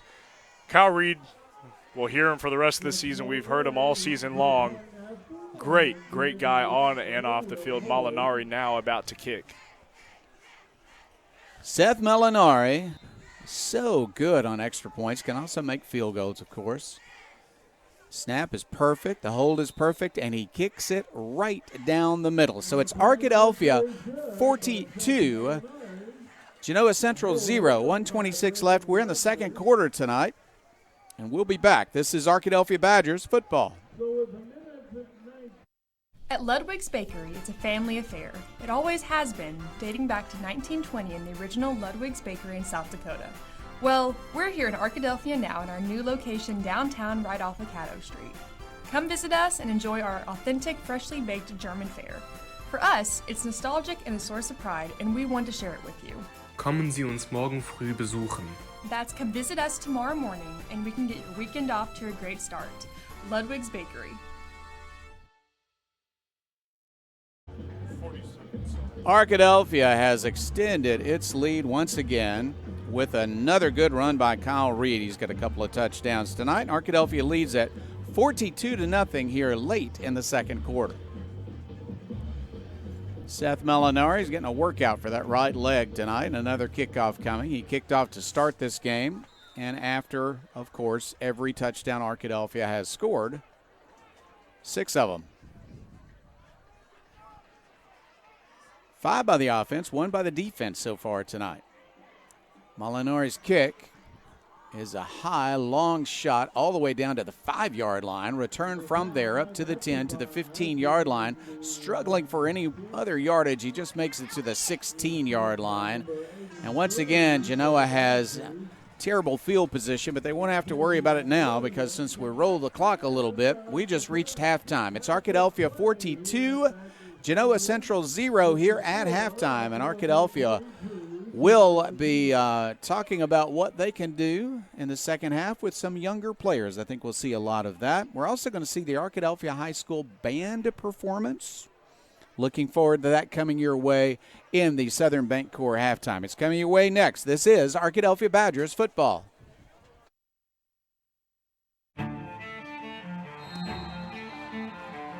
How do you measure success? In points?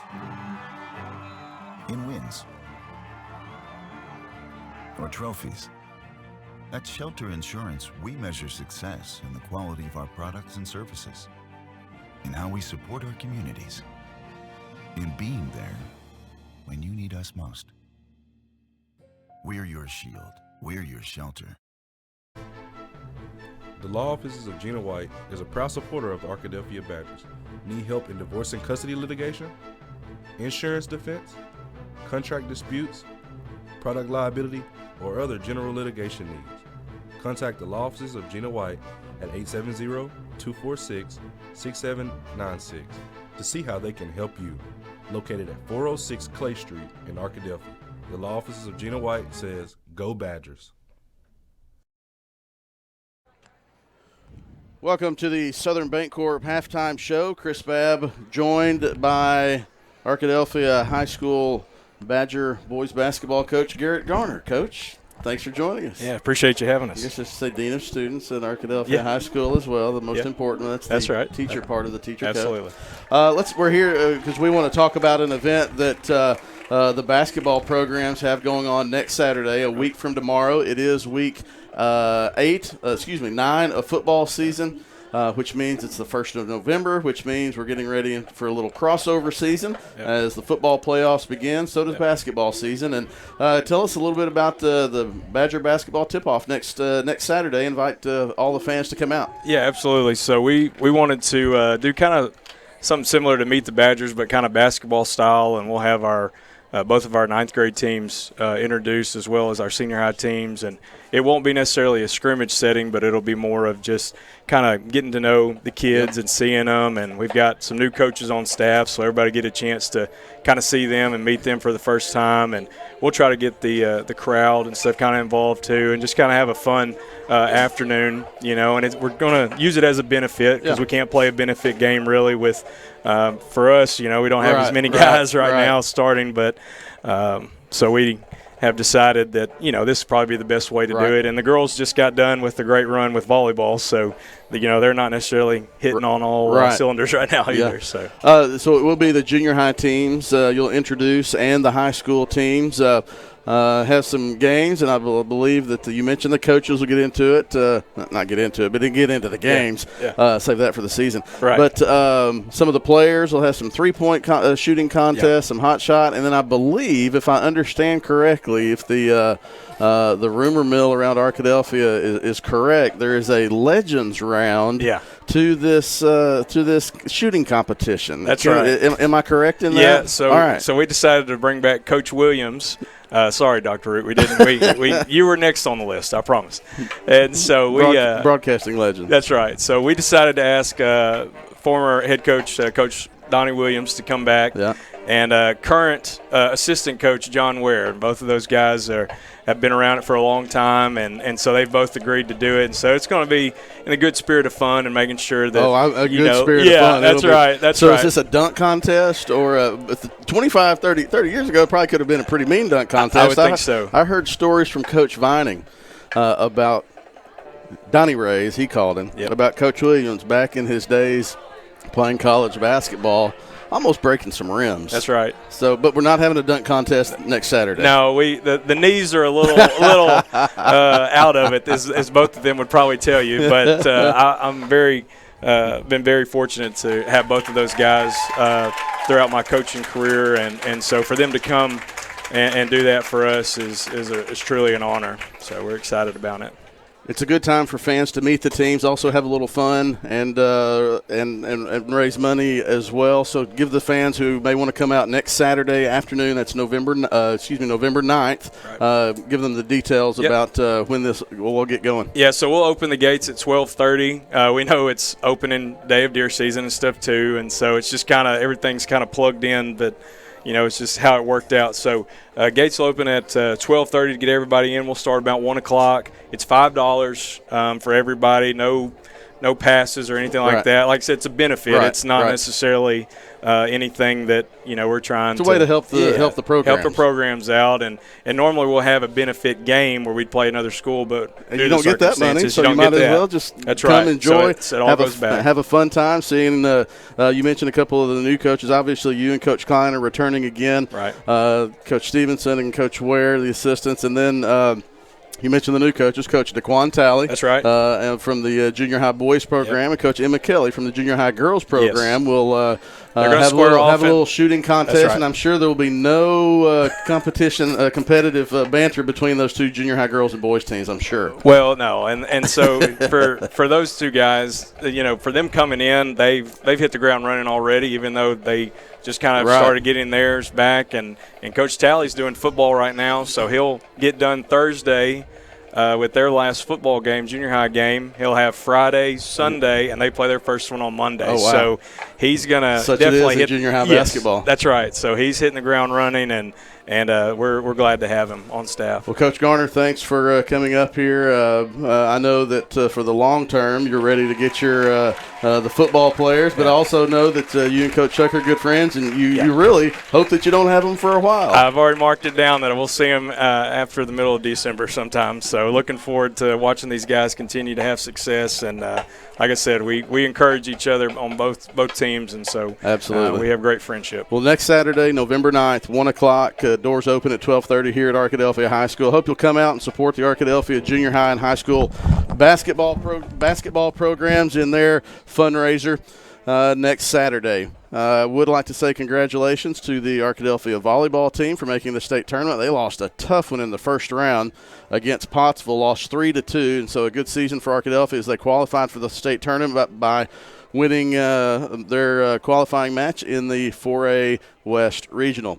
This is the Southern Bancorp Badger halftime show. You see the Genoa Central band on the field right now.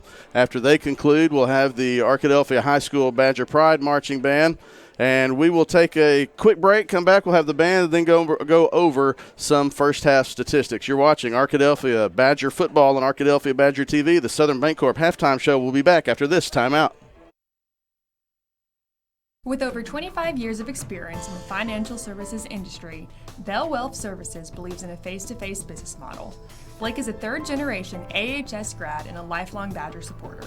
Value can mean different things for different situations. Bell Wealth Services aims to add value in any financial situation. Contact Bell Wealth Services at 870-464-1167 or at 408 Court Street. Raymond James Financial Services Incorporated, FINRA SIPC. Hey, this is Pastor Rick Mays at Trinity Temple Assembly of God, extending an invitation to you and your family to join us for a weekend experience. Come join us in worship. Come join us for some great teaching and preaching. We have kids' church, we have nursery, everything's available for all ages of the family.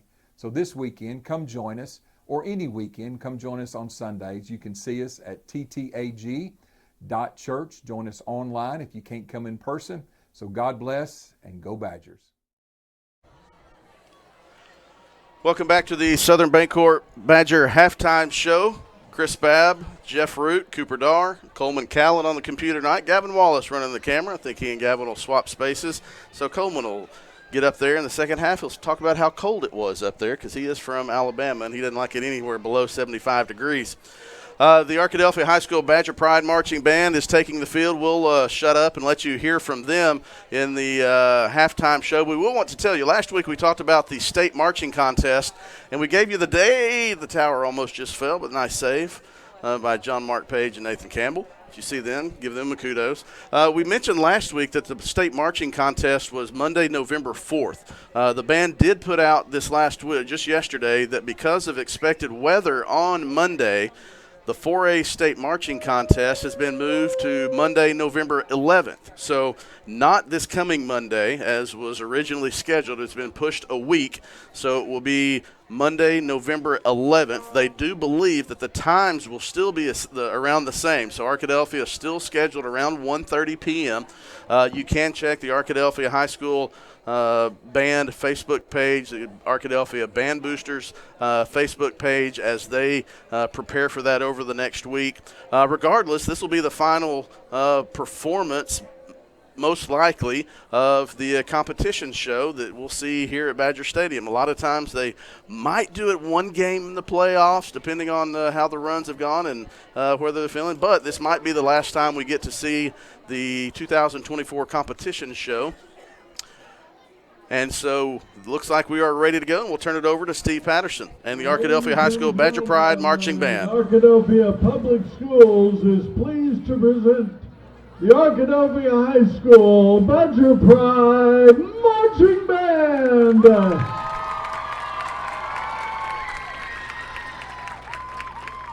The band is led onto the field by Drum Major Jency Thomas.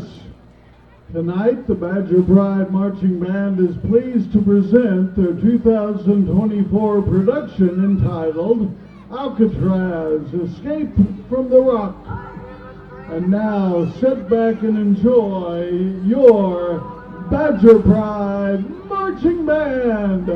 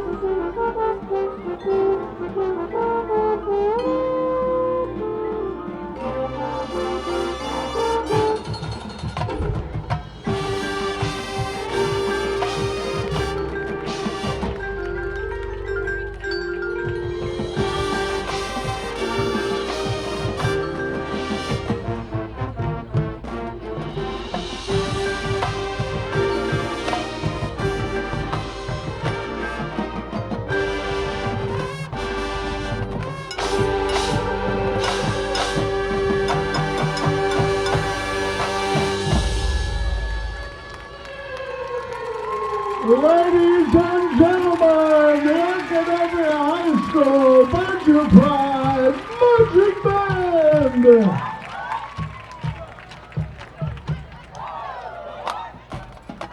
The Arkadelphia High School Band is under the direction of band directors Larry Brown, Andre Green, and Jonathan Spencer.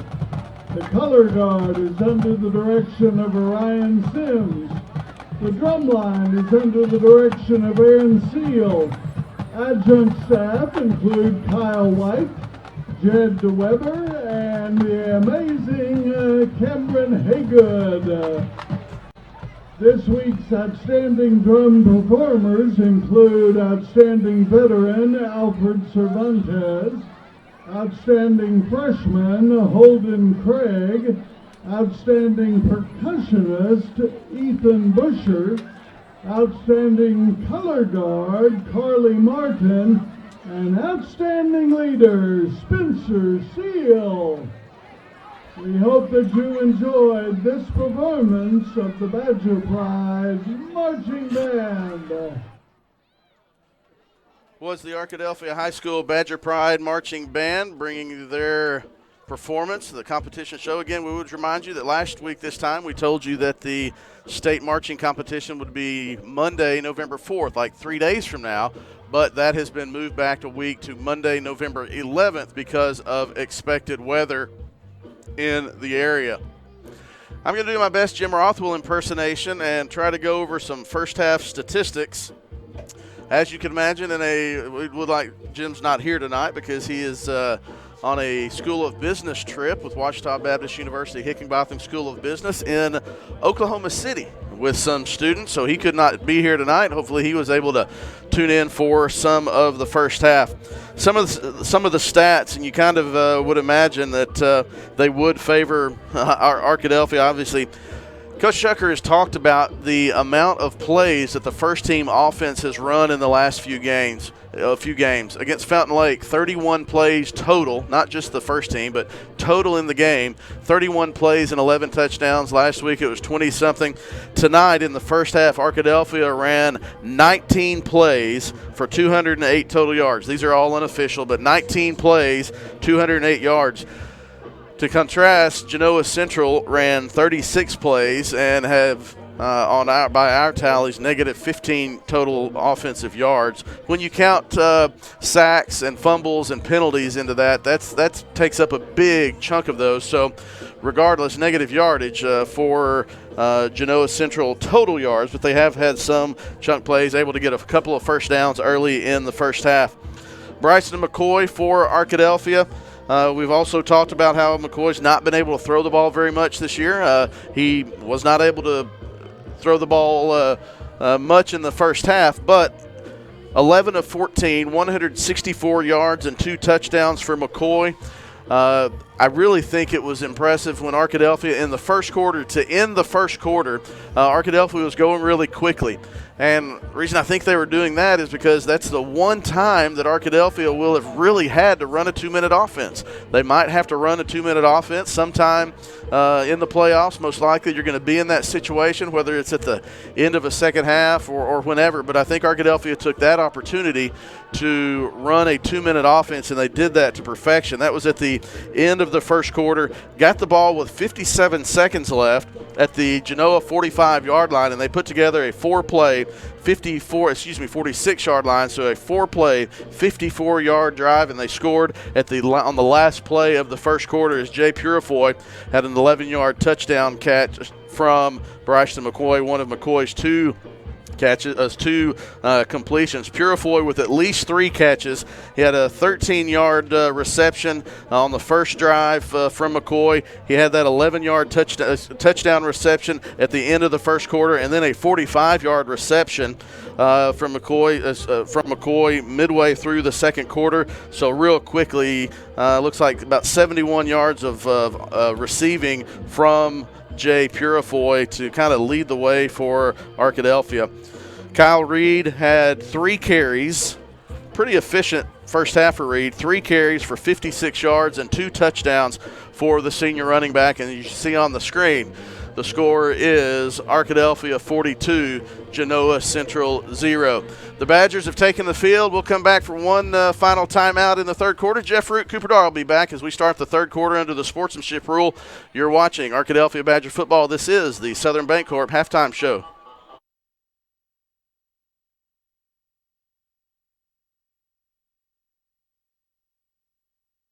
Located at 214 North 25th Street in Arkadelphia, Providence Veterinary Care is a full-service clinic offering complete medical care for your pets, including preventative care, routine surgery, and in-house diagnostics.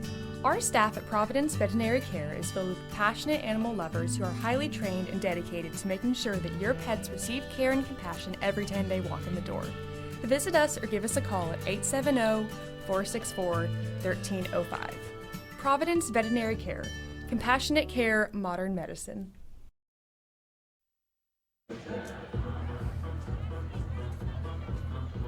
We are back to Badger Stadium where the second half will take place very soon. This is Jeff Root. Along with me is Cooper Dar. Cooper, what a first half by Arkadelphia. Offense, defense, everybody played well. The special teams, the kicker, everything went well for Arkadelphia. They lead 42-0 here at halftime. Everything is going in the right direction for the Badgers as we are seeing a lot of success on the offensive side, on the defensive side, but also on the special teams side. We talk a lot about that inside Badger football with Coach Trey Shucker. So he talks a lot about being very dominant in all of the phases in the game are going to win them a lot of football games, and it kind of looks like we're kind of expecting maybe an onside kick, a little pooch kick there as well.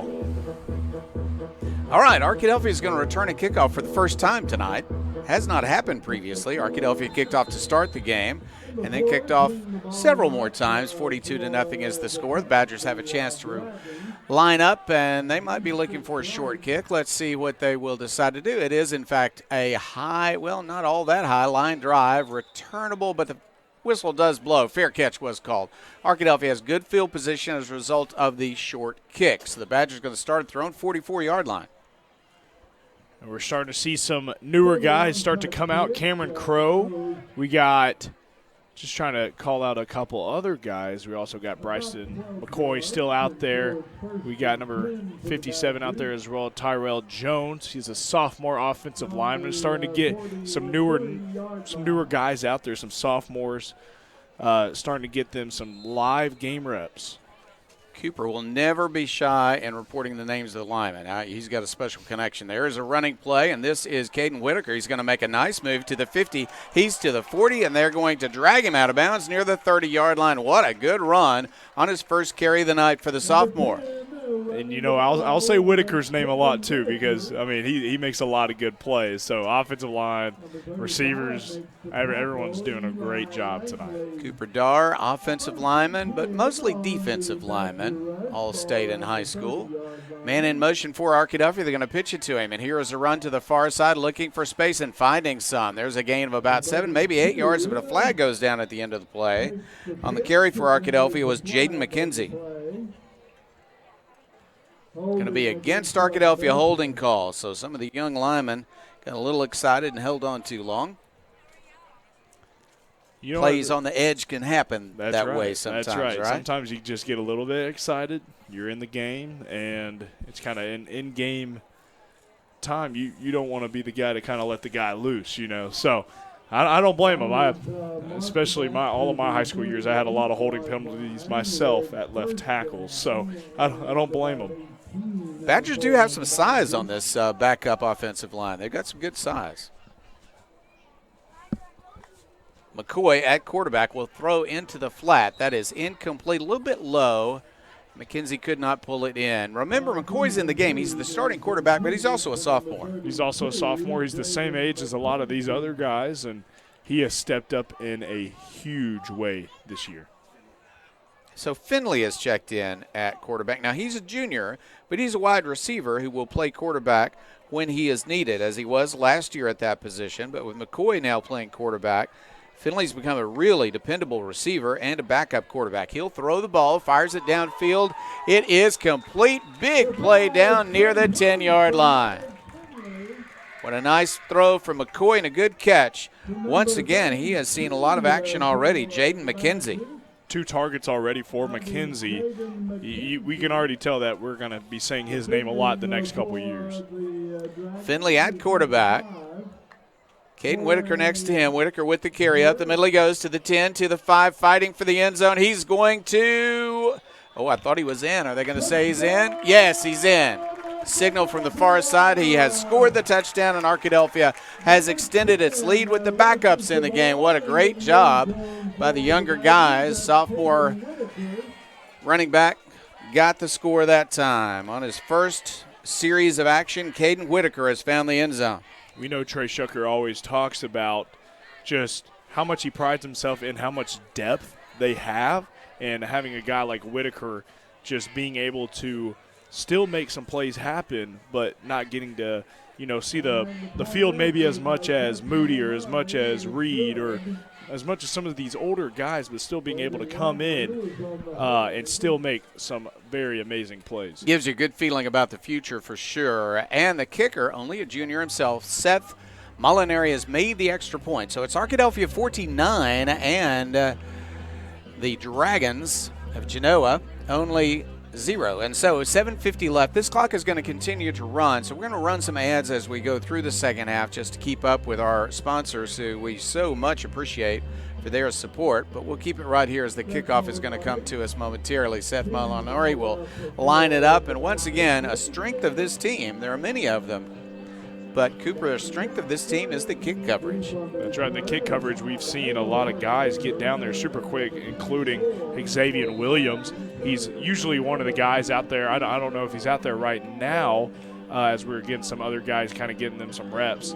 But just he gets down there probably first every single time, and he's usually right there making the play. So he's not currently out there, but – this is a much higher kick. It will come down at the 11-yard line. Really good kickoff. And there's a hit at the 20-yard line, and he is driven down at the 19. I think they'll mark it at the 20.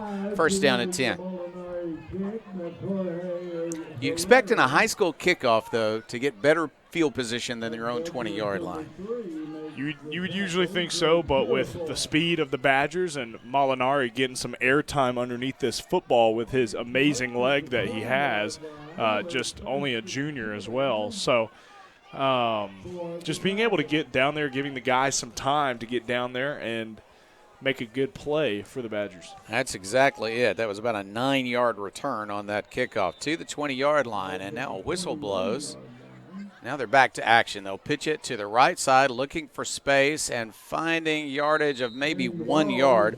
On the carry once again is Graham Douglas, who's seen a lot of action but not many yards tonight because it's just been hard to block the Badgers. We haven't seen just a lot of different scheming on this offense. We've seen them go into the I formation. We've seen them go into spread, a little bit of trips bunch over there on the right side. But we're seeing really a lot of, the same plays over and over again. I'm interested to see if they try to change anything up here or even attempt maybe even a long shot at some point. We're going to say 2nd and 9, but he got less than a yard. The back of the football is almost touching the 20-yard line. Under center is the quarterback. He's going to hand it off in the I formation, but they stop the fullback who is blocking, and then they stop the running back, and so just nothing there. Arkadelphia will take the ball away, but after the play. So no turnover at all, but no gain on the play. 3rd down coming. I say no gain. They're going to spot it for a gain to between the 21 and 22. We'll say 3rd down and 8 yards to go. Lance Gully checking in for the Badgers at defensive tackle. Let's see what Gully has in store for this offensive line. Badgers a mixture of starters and backup players right now, playing this mix on defense at the moment.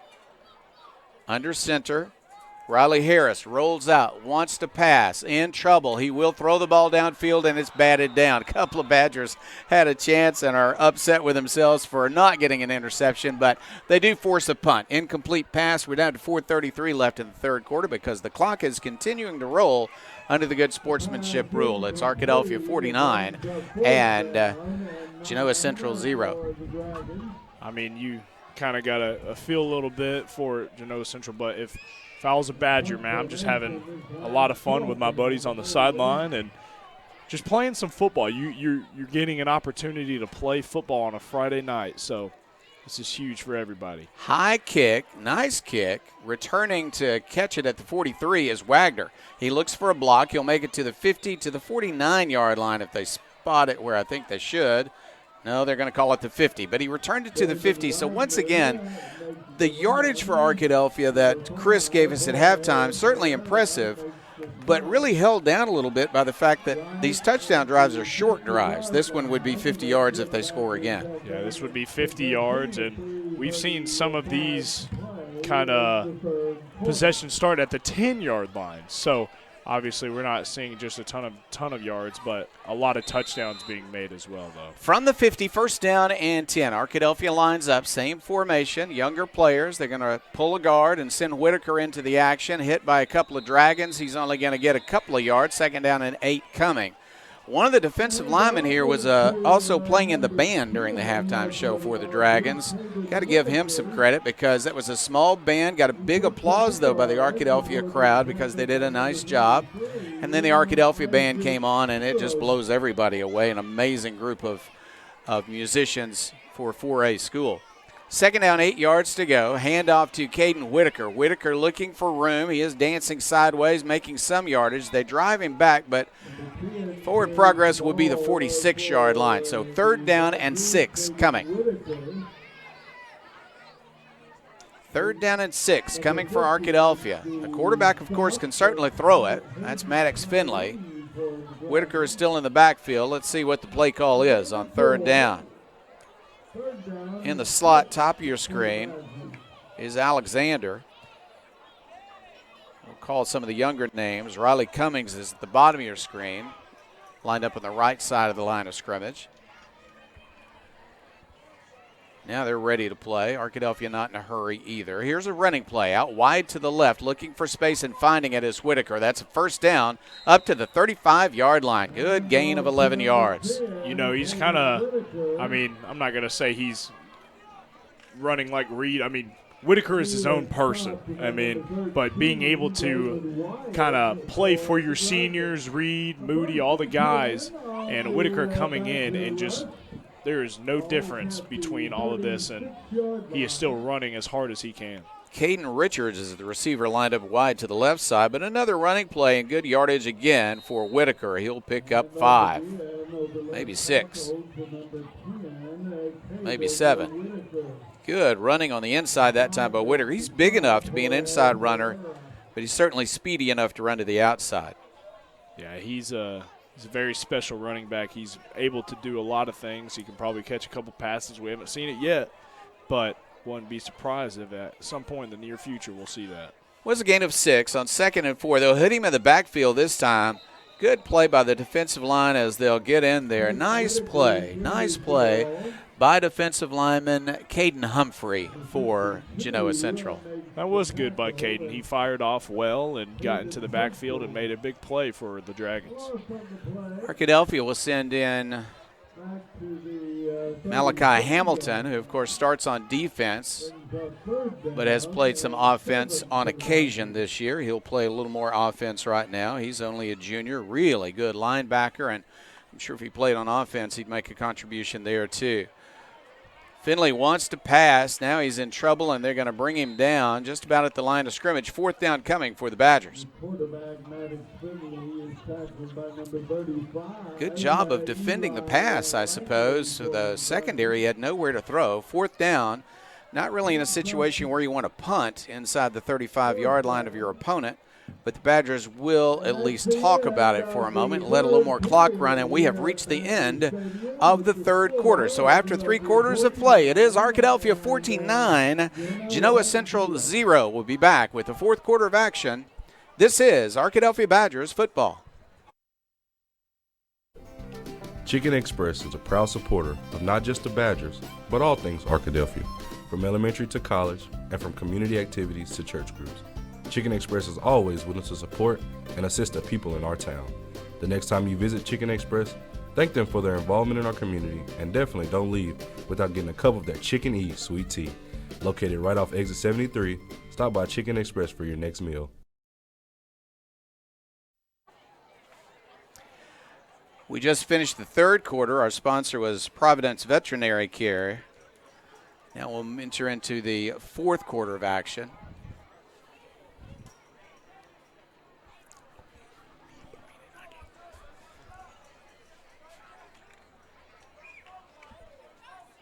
Fourth quarter of action, our sponsor is Eccles, Thompson, and Kneebone. Appreciate them, all of our sponsors. Great work they do supporting Arkadelphia football and Arkadelphia High School. Back to pass, under pressure, and they're going to sack the quarterback on fourth down. So Genoa's going to get some pretty good field position out of that as they came around, were able to sack Maddox, who was looking deep but didn't see an open receiver and held the ball a little bit too long. So now the defense will set up and try to keep this shutout intact.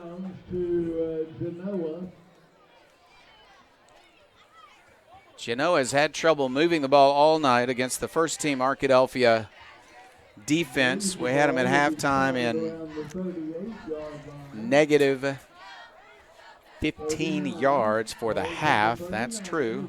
That's what we've got, negative 15 yards for the half. Now they're going to be working against some younger Badgers on defense. We'll see if they can move the ball here in the fourth quarter. Could not move the ball in the third quarter. Quarterback was injured early, came right back. We're glad to see that. Riley Harris is a junior, 6'1", 170.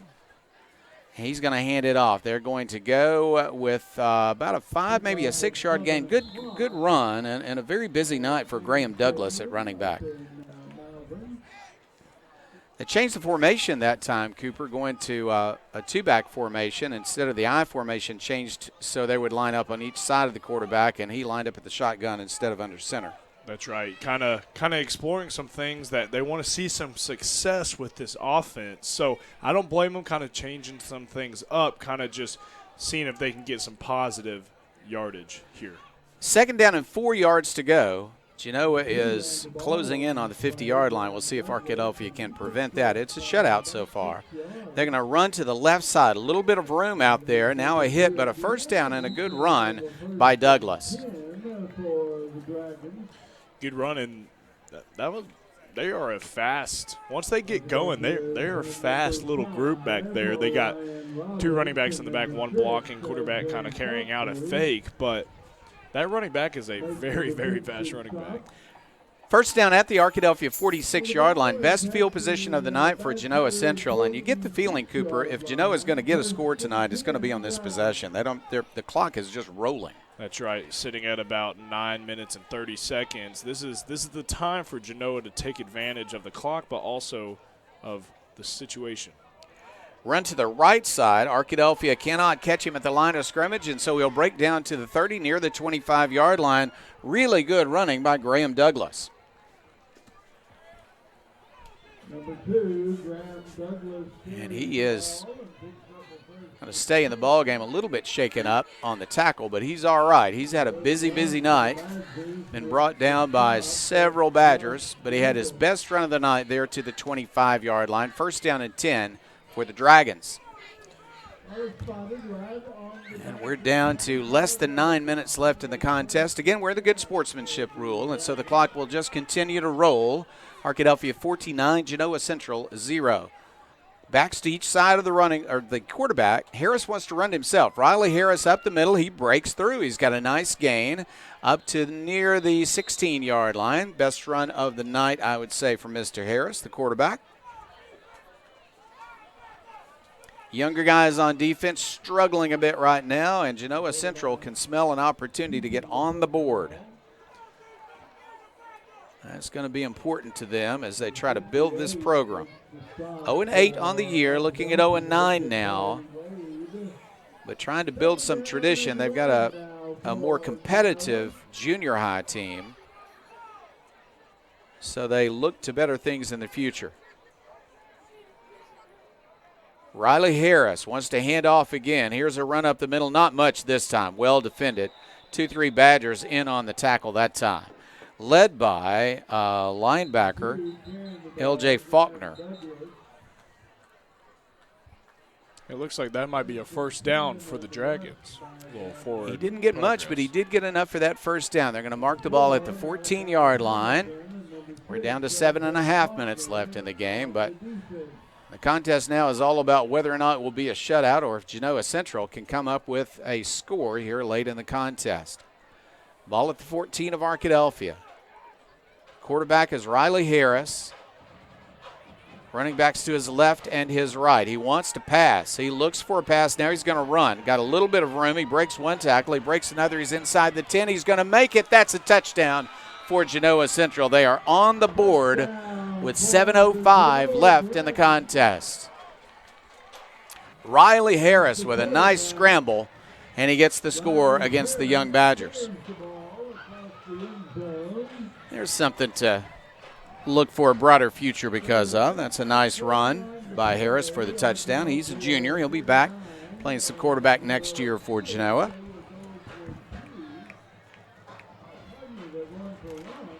Extra point attempt will be coming momentarily. And the ball is dropped. They're going to throw it out, and it doesn't go anywhere. So they don't make the extra point. It's 49-6, 6:25 left in the contest. Arkadelphia will get the win tonight. They will not get the shutout, although the first team defense certainly threw a shutout while they were in. So we'll take a break. We'll come back with more fourth quarter action. Arkadelphia will have the ball. This is the Arkadelphia Badgers football. At the Sexton Law Firm, we have experience handling insurance dispute cases and we're well equipped to handle the tactics used by insurance companies to avoid honoring valid claims. The Sexton Law Firm is dedicated to helping individuals fight for the relief they deserve. We work hard to ensure your rights are protected and your case is handled with the respect and care you deserve. The next time you need help battling an insurance company, contact an attorney with the Sexton Firm. Drop by and see us at 107 North 26th Street or give us a call at 870-345-4123. Genoa is setting up for their kickoff. Might expect an onside kick or at least a high short kick. We'll see what they'll do. Arkadelphia looks like they are prepared. The kick is a little longer this time, but it's returnable from the 26-yard line. Return to the 35, to the 40. Good cut to the 50-yard line. Return still. A flag does go down, so I think it's going to come back, but it's still a nice return inside the 40.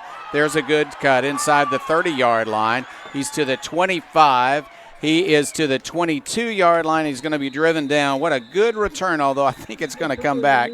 Good return by Jay Purifoy. And the thing is, he still never hit the ground one time. They wrapped him up, and the refs kind of called it dead. So, unfortunately, there is a flag, but great athletic play by Jay right there. Wow. All right, Arkadelphia has the ball, but, the clock just continues to run even through breaks in the action like this, and so we're already down to 4.5 minutes left in the contest. It's going to go by in a hurry. We'll see if this young offense can move the ball a little bit more.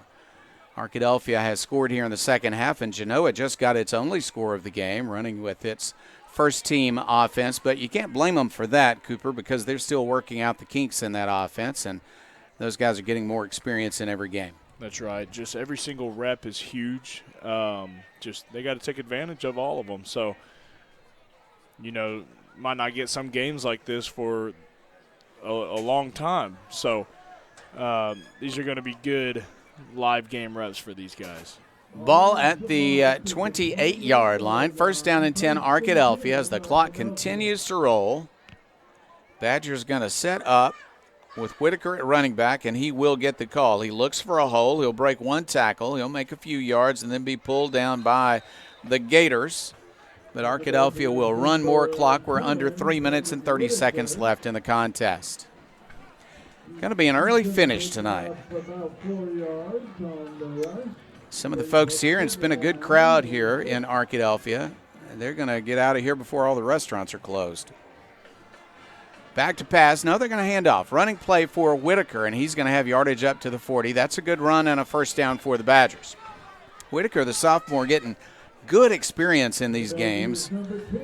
Played the entire second half tonight. Has a touchdown. Looks like a star running back of the future for Arkadelphia. I think so, and I know Coach Shucker thinks very highly of him, obviously, and they wouldn't keep giving him the ball if they didn't think so. He'll make a tough run for 8 yards on this play. Not afraid of contact, that young man. Down to 2:40 left, clock running. So obviously this is a situation where Arkadelphia chooses to get experience for its young guys instead of just scoring as many points as they possibly can, and I love that approach. Everybody practices. A game like this, everybody plays. Running play right up the middle, and that's good yardage. There is Malachi Hamilton. He might go. He's to the 30, he's to the 20, he's to the 10, and they are going to push him out of bounds at the 2-yard line. Malachi Hamilton came in just for a moment because they've been running Whitaker play after play, and he broke loose on his first carry all the way down to the 2. 2 minutes left in the contest, and some of the fans would dearly like to see one more touchdown tonight, and they might just get it. Just one more. I mean, give the fans what they want, right? They're going to try to do it. The offense lines up. Whitaker is out of the game. Hamilton stays in. Handoff, Hamilton. He's going to be in the end zone. He just walks in. He walked into the end zone, and Arkadelphia is over the 50 mark. That's right. Arkadelphia over the 50, 55 points, and you see everybody really coming onto the field, celebrating with the guys, the younger guys. They're celebrating. They got the first team out there for a field goal. But just love to see some of the guys that get to play a lot on Friday nights really be excited for everybody that is having a lot of success here on Friday night. Seth Melinari on for the extra point attempt. He is going to make another one. He's just perfect again tonight. Arkadelphia 56, Genoa 6. 57 seconds left. We might see a kickoff and a play. We might not, just depending on how long it takes to set up. But regardless, a mercy rule win again tonight for Arkadelphia. We're going to talk in the postgame show, though, about the Malvern matchup that comes next week. What a big matchup that will be. Malvern very good again this year. These two teams looking to fight it out next week for a championship. Seth Melinari would like to kick off one more time. He's asking his teammates to hurry up and line up. 25 seconds left before we run out of time. Seth's having a good night. He is excited about kicking off one more time. What a good job he has done as the Arkadelphia kicker, and will continue to do. Only a junior. Here's his kick. He lays into this one, a long, high kickoff. It will be fielded at the 8-yard line. He'll go to the 15. He'll make it to the 20, and a big hit will knock him down at the 22-yard line. That is the last play of the game. The final score is Arkadelphia 56, Genoa Central 6. Arkadelphia got the expected win tonight. They didn't look flat. That's a key thing, Cooper. They played well. They played well offensively, defensively, and in special teams. They dominated the game just like they were trying to do, just like they were expected to do, and they didn't disappoint tonight. Arkadelphia continues to play extremely well. That's right. They didn't kind of, you hate to kind of use the term, but they didn't scoop down to any level, That's you want right. to say, and they remained Badger football, and that is very dominant style of football, and that's what we saw all night long. Arkadelphia will move to 6-0 in conference play, 7-2 overall. One of the real threats to win a state championship this year in Class 4A. When we come back, we'll have the Blend Real Estate halftime show with our friend Kerry Garnett out in California. He's in San Diego, and he is covering high school football for a station out in San Diego. But while he is doing that, we're going to bring you the Blend Real Estate postgame show. And in that postgame show, we'll have an interview as Chris Babb has gone down to the field to talk to Arkadelphia head coach Trey Shucker. We'll also have a chance to talk about statistics. We'll have a chance to talk about that matchup next week with Malvern and look at some scores tonight. All of that when we come back for the postgame show. This is Arkadelphia Badgers football. Scott Bird DDS is a true general dentistry practice with a comfortable, laid-back atmosphere. Led by Dr. Scott Bird, they've been serving the people of Arkadelphia for over 20 years. It's a simple philosophy. Treat every patient the way they would want to be treated, with clear communication and honesty. Their comprehensive care ensures that all your dental needs are met under one roof, providing convenience and quality you can count on. Scott Bird DDS General Dentistry at 7th and Caddo, 870-246-6745. Imagine a place where children can feel safe, a place where kids are empowered and accepted. In this place, you are special, you are unique, you are loved. Imagine a place where you can have fun every single day. We are that place. Locally owned and operated since 2008, Sheffield Music has a wide variety of products for those interested in guitar, bass, drums, sound systems, DJ gear, lighting, and vintage vinyl. Contact us for live sound and lighting services, or give us a call for one-on-one lessons, or stop by to see our band instruments and supplies. We also have a great selection of gift items by Dr. Squatch, Soberdough, Good Southerner, and many others. Sheffield Music in downtown Arkadelphia is the one place to go for all of your musical needs. Call 870-230-1733 or visit SheffieldMusic.com. Great coaches know that success on the field takes more than just athletic ability. It takes a winning strategy. And at Southern Bancorp, we believe the same applies to banking. Whether you need competitive rates on loans and accounts to keep you in the game, or financial tools like credit counseling and homebuyer education to move the ball down the field, we can help. Visit banksouthern.com today and let's build your winning strategy. Southern Bancorp, wealth builders for everyone. Member FDIC, equal housing lender. Locally owned and operated, Welch Funeral Home has been serving the Arkadelphia community since 2005. Our goal at Welch Funeral Home is to offer every family that will allow us to serve them the most caring, dignified, professional service at the most affordable price. With over 40 years of experience in the funeral home industry, owner Tim Welch and Welch Funeral Home have also been longtime supporters of the Arkadelphia Badgers and Lady Badgers. Contact Welch Funeral Home at 870-230-1400 or visit them at 202 South 4th Street near downtown Arkadelphia. As a family-owned sporting goods supplier since 1950, Southwest Sporting Goods understands the value of customer service and is committed to providing the best quality customer service and merchandise available. Southwest Sporting Goods is located in Arkadelphia, but also has salesmen that cover the entire state of Arkansas to help ensure that their customers will receive the best customer service and pricing that can be found. Southwest Sporting Goods, located in downtown Arkadelphia, supporting the Badgers since 1950. Go Badgers!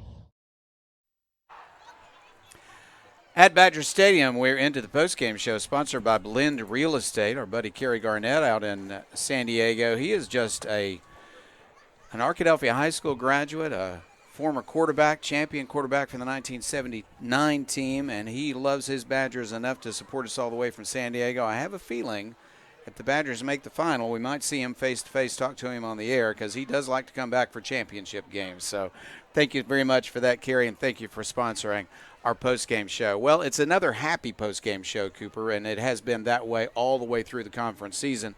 We'll talk about Malvern pretty soon. We'll give you a score on that as Malvern leads, but doesn't have a large lead so far tonight in their contest. We'll talk about that matchup soon.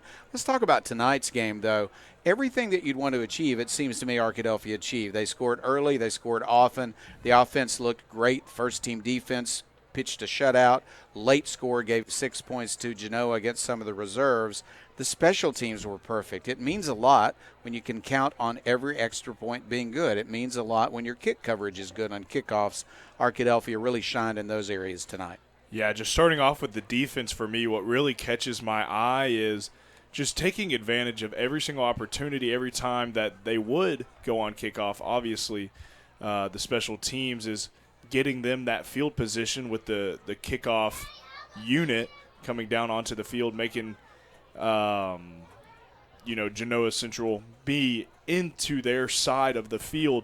But just being able to take advantage of kind of some weaknesses that the Dragons showed tonight with not really protecting the ball as much as we saw a scoop and score touchdown from the defense, and then kind of moving on to the offense for me.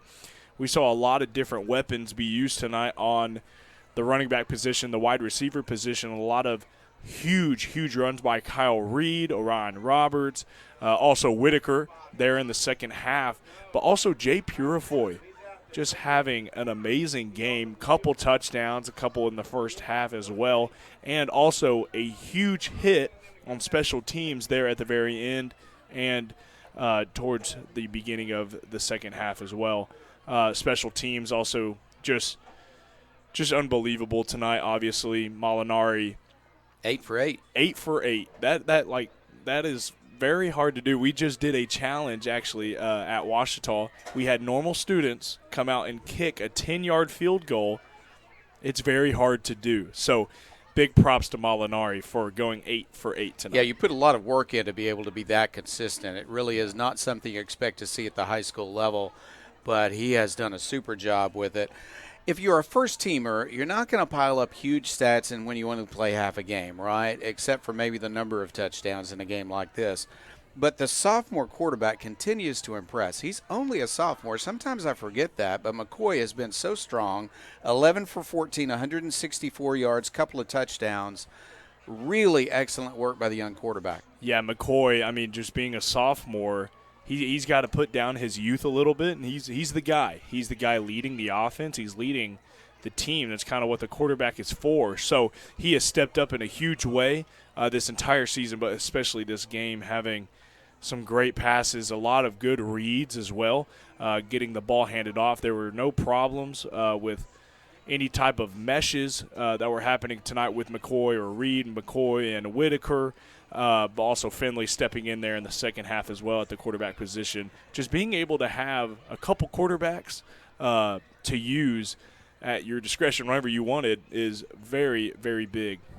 Also, when you describe this Arkadelphia team, and especially in the offense, I suppose, if we go to that side, Cooper, we're talking about not a team that depends on one star player to do everything, but instead a number of ways that a quarterback can go when he wants to throw the ball, a number of different running backs who can all look good in the backfield. I mean, Reed got 2 touchdowns tonight on just a few carries, and then you turn around to Moody, who didn't play tonight but is a very strong running back. You go to Caden Whitaker, who looks very strong, only a sophomore in the second half. He picks up a touchdown. They put in their starting linebacker at running back to give Whitaker a breather, a long run, and then another touchdown. So it's like a lot of skill position players are really making an impact, and when a defense has to cover that many options, it makes it tough to be the defense against Arkadelphia. It makes it tough just from my experience from the defensive line playing in high school and college, and just whenever you have to – usually you play against a team that has 1 or 2 guys you can be able – if you're a defensive back, you could double bracket. You can double team a guy, but if you double team a guy, Arkadelphia just has more weapons to use everywhere along the field. So they'll just give it to their running back. Okay, you want to look at the running back, I'll give it to my other receiver. So just being able to find those different times, Coach Shucker and his staff does a great job just being able to distribute the ball and having plenty of weapons to use throughout the night. If we talk about the defensive side, I always look first at the defensive line, but the secondary, the linebackers, also very strong for Arkadelphia. And again, a late touchdown for Genoa, but otherwise a shutout for that first-team defense. In fact, at halftime, Genoa had negative total yards. Yeah, they had around negative 15 yards, right. and that is just for any team to ever do that. I mean, I don't care who it is. That's very, very rare to do, and something that only the top defenses in the state can do. So obviously, that kind of just shows that Arkadelphia is one of the top defenses in the state. And can compete really with anybody in the state at that level. I'll say also, we want to compliment Genoa because this is a young program. They're looking to get better. Their junior high gives them some hope for the future. And these guys are laying a foundation for one reason. They don't quit. They worked hard in the second half. They got their touchdown in the fourth quarter. You got to have some appreciation to those guys. They got some tough guys. I mean, you talk about the quarterback, Riley Harris. You talk about the running back who had a busy night, Graham Douglas, and through that first half just couldn't find the line of scrimmage, tackle for loss time after time, but continued to fight until he got some good runs in the second half, and they pick up a touchdown late in the game. So my appreciation goes to them because they're laying a foundation for the future. Yeah, big props to them. I mean, it takes a lot of heart to do what they do, and they do it actually pretty well. So just the quarterback got hit a lot tonight, but he got up every single time, and maybe he had to go off for a couple plays, but he was back in there, got a touchdown there at the end. So I have a huge amount of respect for them as well. So that was great to see. All right, when we come back with our next segment of the postgame show, we'll have an interview as Chris Babb has gone to the field to talk to Victoria's head coach Trey Shucker. We'll also talk about players of the game, offensively and defensively. We'll talk a little bit more about Malvern in the matchup next week. When we come back, this is Arkadelphia Badgers football. Under perfect conditions, your car traveling at 65 miles per hour can stop in about 300 feet. That's the length of a football field. But a fully loaded tractor trailer, one that weighs 80,000 pounds, will take 2 football fields to stop. And that's if the driver is rested, paying attention, and the truck and load is properly maintained. If you're in an accident with a big truck, call 1-800-CAR-WRECK. Get the experienced team that's going to be on your side, by your side. Locally owned and operated, Java Primo is the official coffee house of ArkadelphiaBadgerTV.com. At Java Primo, amazing coffee is just the beginning. In addition to coffee, drinks, and desserts, we also have wonderful options for breakfast, lunch, and dinner. Shop our gift selection 24/7 online at javaprimo.com or visit us on Main Street in historic downtown Arkadelphia. Java Primo Coffee House, Cafe, and more says, Go Badgers! At Badger Stadium, where the score tonight was Arkadelphia 56 and Genoa Central 6. This is Jeff Root along with me, Cooper Darr, in the postgame show. It's not quite 9 o'clock, guys, and we're well into the postgame show. Quick game tonight because of the good sportsmanship rule. Arkadelphia with a big victory. And down on the sideline, Chris Babb has an interview with with the whole family, I think, is gathered down there. Coach Shucker and family. Here we go. All right, here with the victorious Arkadelphia head coach Trey Shucker and his #1 assistant Remy. Coach, congratulations. Another win. Thought you came out and did what you were supposed to do. We did, and we've been consistent. I've been saying it for weeks and weeks now, and I'm just so proud of our guys for how they've attacked each week in practice, preparing, and, you know, it's easy to see the result on Friday, but there's still a lot of work that goes into these things. Games aren't easily won, but our guys are doing what it takes to get that, and very proud of our team right now and our coaching staff. Coach, you said something to the team. This is Coach Kaiser's 100th win as a defensive coordinator, and the defense has played good this year. And I saw them kind of, if they had a Gatorade bath, they would have thrown it on him, but instead it was just a tackle. Yeah, Coach Kaiser's 100th win as a defensive coordinator. You know, that's kind of a team thing. You know, there's a lot of coaches out there that don't ever get that, and so big thing for him, and we're so excited for him. We're happy that he's our defensive coordinator. And I also heard you tell the team, I think we said this time last year, you have a chance to go play for a conference championship, and that's what you'll start preparing for now. That's exactly right. You know, this game has kind of been brewing for a while. It always does. Past 3 years, it's always come to this next week, Week 10 game against Malvern for the conference title. And this year is no different. And it's always an exciting game. I'm sure that will go Badgers. Remy, can you say go Badgers to end us? Say go Badgers. Say go Badgers one more time. Say it. One more time. Say go Badgers. Go Badgers. Right there. Go Badgers. You're not shy. Coach, congratulations. Thank you. He is already part of the postgame show. That's Remy. So glad to have her join us. I have a feeling that she might be on a lot of postgame shows from now on. Maybe part of the crew during the game, too. We'll just get her involved more and more. I can see it happening. We'll sign the contract. That's a happy coach down there. He knows his team has done what they need to do through this part of the schedule. But to tell you what, Cooper, the schedule gets tougher next week. Malvern, our score that we had for a third quarter score for them was 18-10, a lead.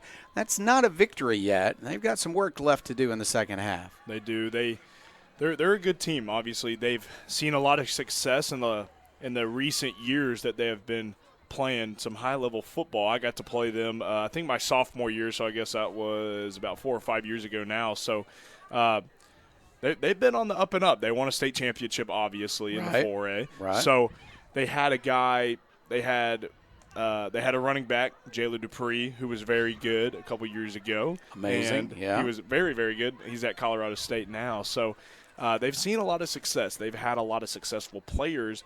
But, yeah, looking at the next week, Malvern versus Arkadelphia at Malvern, and still, as always, they're going to have athletes. They're going to be well coached. I do think, just personally, Arkadelphia was tested a little bit more in the preseason by some bigger opponents, some harder opponents as well. Right. So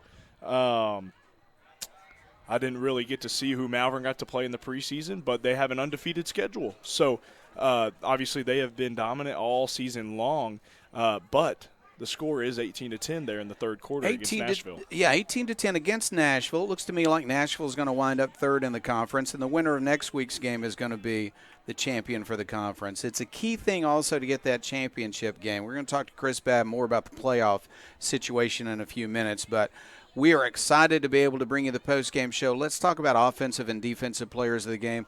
Cooper, you could name just about anybody. Who are you going to point out? Offense. I just Jay Purifoy. I mean, I like it. He got a lot of stuff done tonight. He had a couple touchdowns, but also he had a lot of big plays on special teams, which then gave them an opportunity to stay very, very dominant in their offensive side of the field. So, for me personally, I think Jay Purifoy for offense. I like that choice too. He's a senior. He's tremendously exciting with the hands, with the ball in his hands, right? Very. Just tremendously exciting. Hard to tackle. A couple of touchdowns tonight. He can run. He can pass receive. A vital kick returner as well. He's everything, and he can put on a show, and he did tonight. So Purifoy, our player of the game. McCoy will mention also for that 11 of 14. First half, 164 yards, couple of touchdowns. The sophomore played extremely well, just getting more and more comfortable in 4A against good competition and against some teams that are struggling. He seems to always be level-headed and make the right plays. We'll also mention Kyle Reed, who didn't play very long, who scored 2 touchdowns in limited action. And so I tell you what, everybody played well on offense, but let's go with Purifoy for the player of the game. Who do you say for defense? Kind of just looking around, kind of just points out to me Malachi Hamilton a little bit. Yeah. I mean, Malachi had a great game. Also looking around, I mean, really, I know we point them out so much, but the entire defensive line unit just had an amazing game. Whenever you sit a team at negative 15 yards in the first half, that just says a lot about your defensive line. So I want to say the defensive line, but specifically linebacker Malachi Hamilton Jr. So you got to like the depth on the defensive line also, right? I mean, Nykeeson Wimberly started as a sophomore. He played in the playoffs as a freshman, so everybody knew that he would be a leader on the defensive line as a senior, be surrounded by players who are also very good. So once again, you can't run away from a good defensive line. They're tackle to tackle. That's right, and I even got to – Nykeeson's been around for a while for the Badgers, and I even got to play against him. So, obviously he's doing something right. He's doing something right on the defensive line, and they've seen it for a while, and he's having a great senior season and making a lot of huge tackles. I think they literally had to take him out in the second quarter because they wanted to get some other guys in there. But he was just having a great night tonight. But Nykeeson and Malachi, they all had a great game tonight. Hey, I like those guys, but let's give some love to the linebackers because the defensive line is so good. We talk about them all the time. Yeah, we do. Malachi Hamilton, a really fine linebacker, a junior, and they put him in for 2 runs at running back, and he scored a touchdown, long run, and then a touchdown run. That's so Hamilton does a little bit of everything also. He'll be our defensive player of the game. And we can't help but talk about Seth Molinari. Once again, he hits every extra point attempt, and we're not talking about 2 or 3 or 4 a game. He had 8 tonight. He had 8. That is all of them a result of a good snap, a good hold, and a good kick. That's right. It all starts from the snap, the deep snapper, and then you got the holder, and then you got the kicker. So it's a unit. So you got to be able to – you definitely have the chemistry there. They have fun together. They probably eat lunch together. I bet Molinari probably buys their dinner sometimes maybe. Who knows? But, just all starts from the snap, goes to the holder, and then to Molinari, who finished it off, and he had 8 for 8 tonight. So we mentioned Molinari, and it's an amazing thing that he's in the midst of season long, just tremendously consistent extra points, and he can make field goals too. Then we'll also mention our offensive player of the game, Jay Purifoy, our defensive player of the game, Malachi Hamilton, and Xavier Williams you're pointing to now as somebody that deserves a mention too. I think Xavier deserves a huge mention because he's playing all game long at the defensive line spot, but then goes to the kickoff unit. He is the first guy down there every single time. He might not be making the play every time, but he's the one causing the disturbance to then make that play. So, yes, he is making the play, but he's causing the disturbance to then have great field position for the Badgers. Thank you so much, Cooper Dar. When we come back, we're going to talk with Chris Babb. We're going to talk about the Malvern matchup next week and the playoff scenarios. We'll talk about that when we come back. This is the Blend Real Estate postgame show, and you're listening to Arkadelphia Badgers football. Doctors Gary and Rob Rucker are proud sponsors of this Arkadelphia Badger broadcast.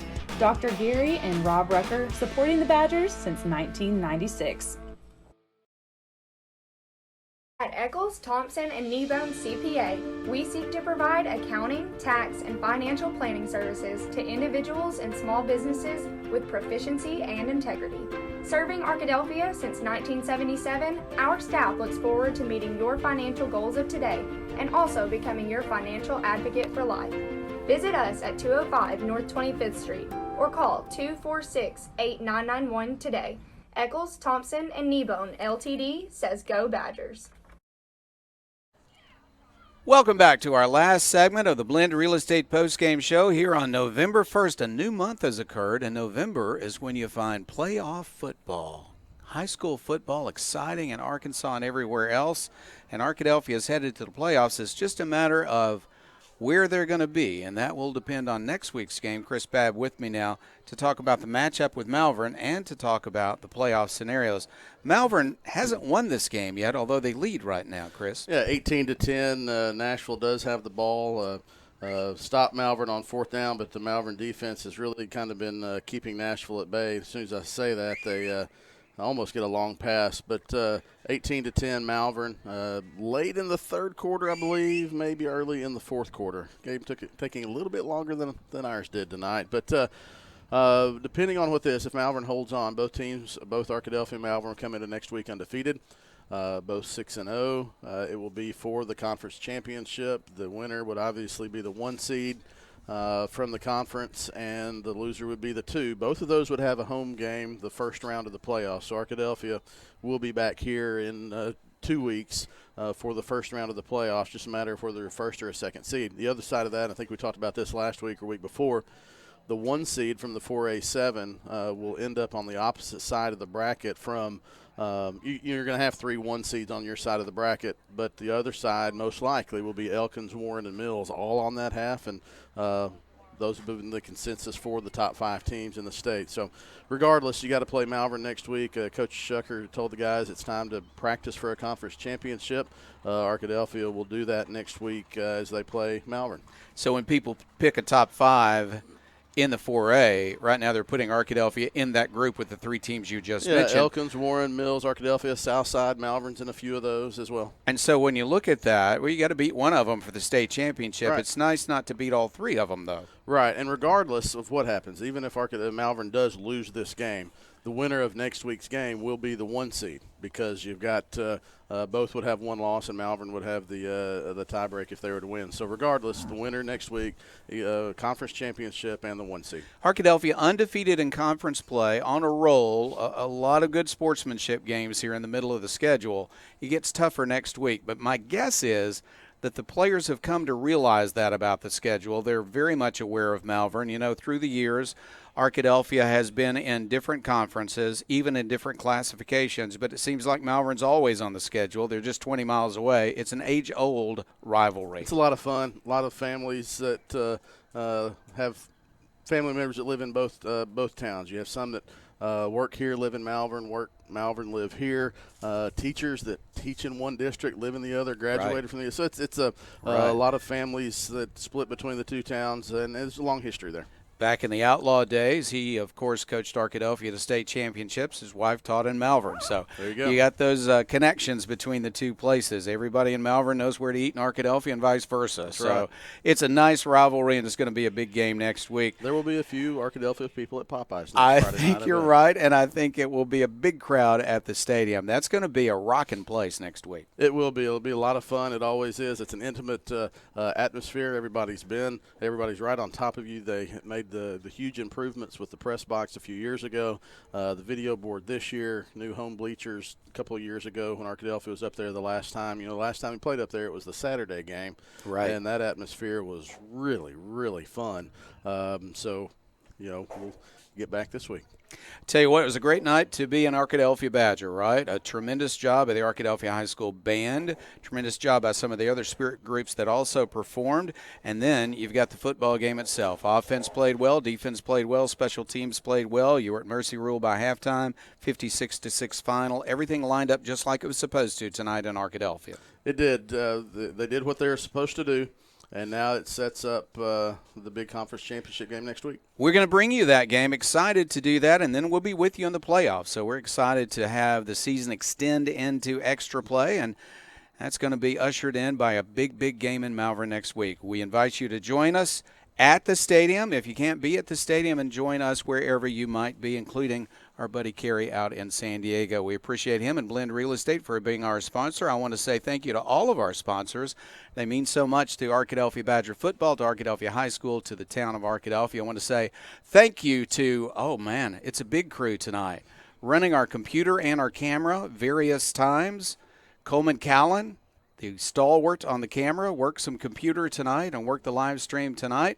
Gavin Wallace working a little bit of both also. He has blessed us with his presence as a student at Ouachita and is part of the Ouachita Sports Digital Network. Cooper Darr on the air with me again. Glad to have him back and glad to have him on the air once again. And our captain of our ship is Chris Babb. This is Jeff Root. Good night, everybody. Reminding you that the final score is Arkadelphia 56 and Genoa Central 6. Good night, everybody.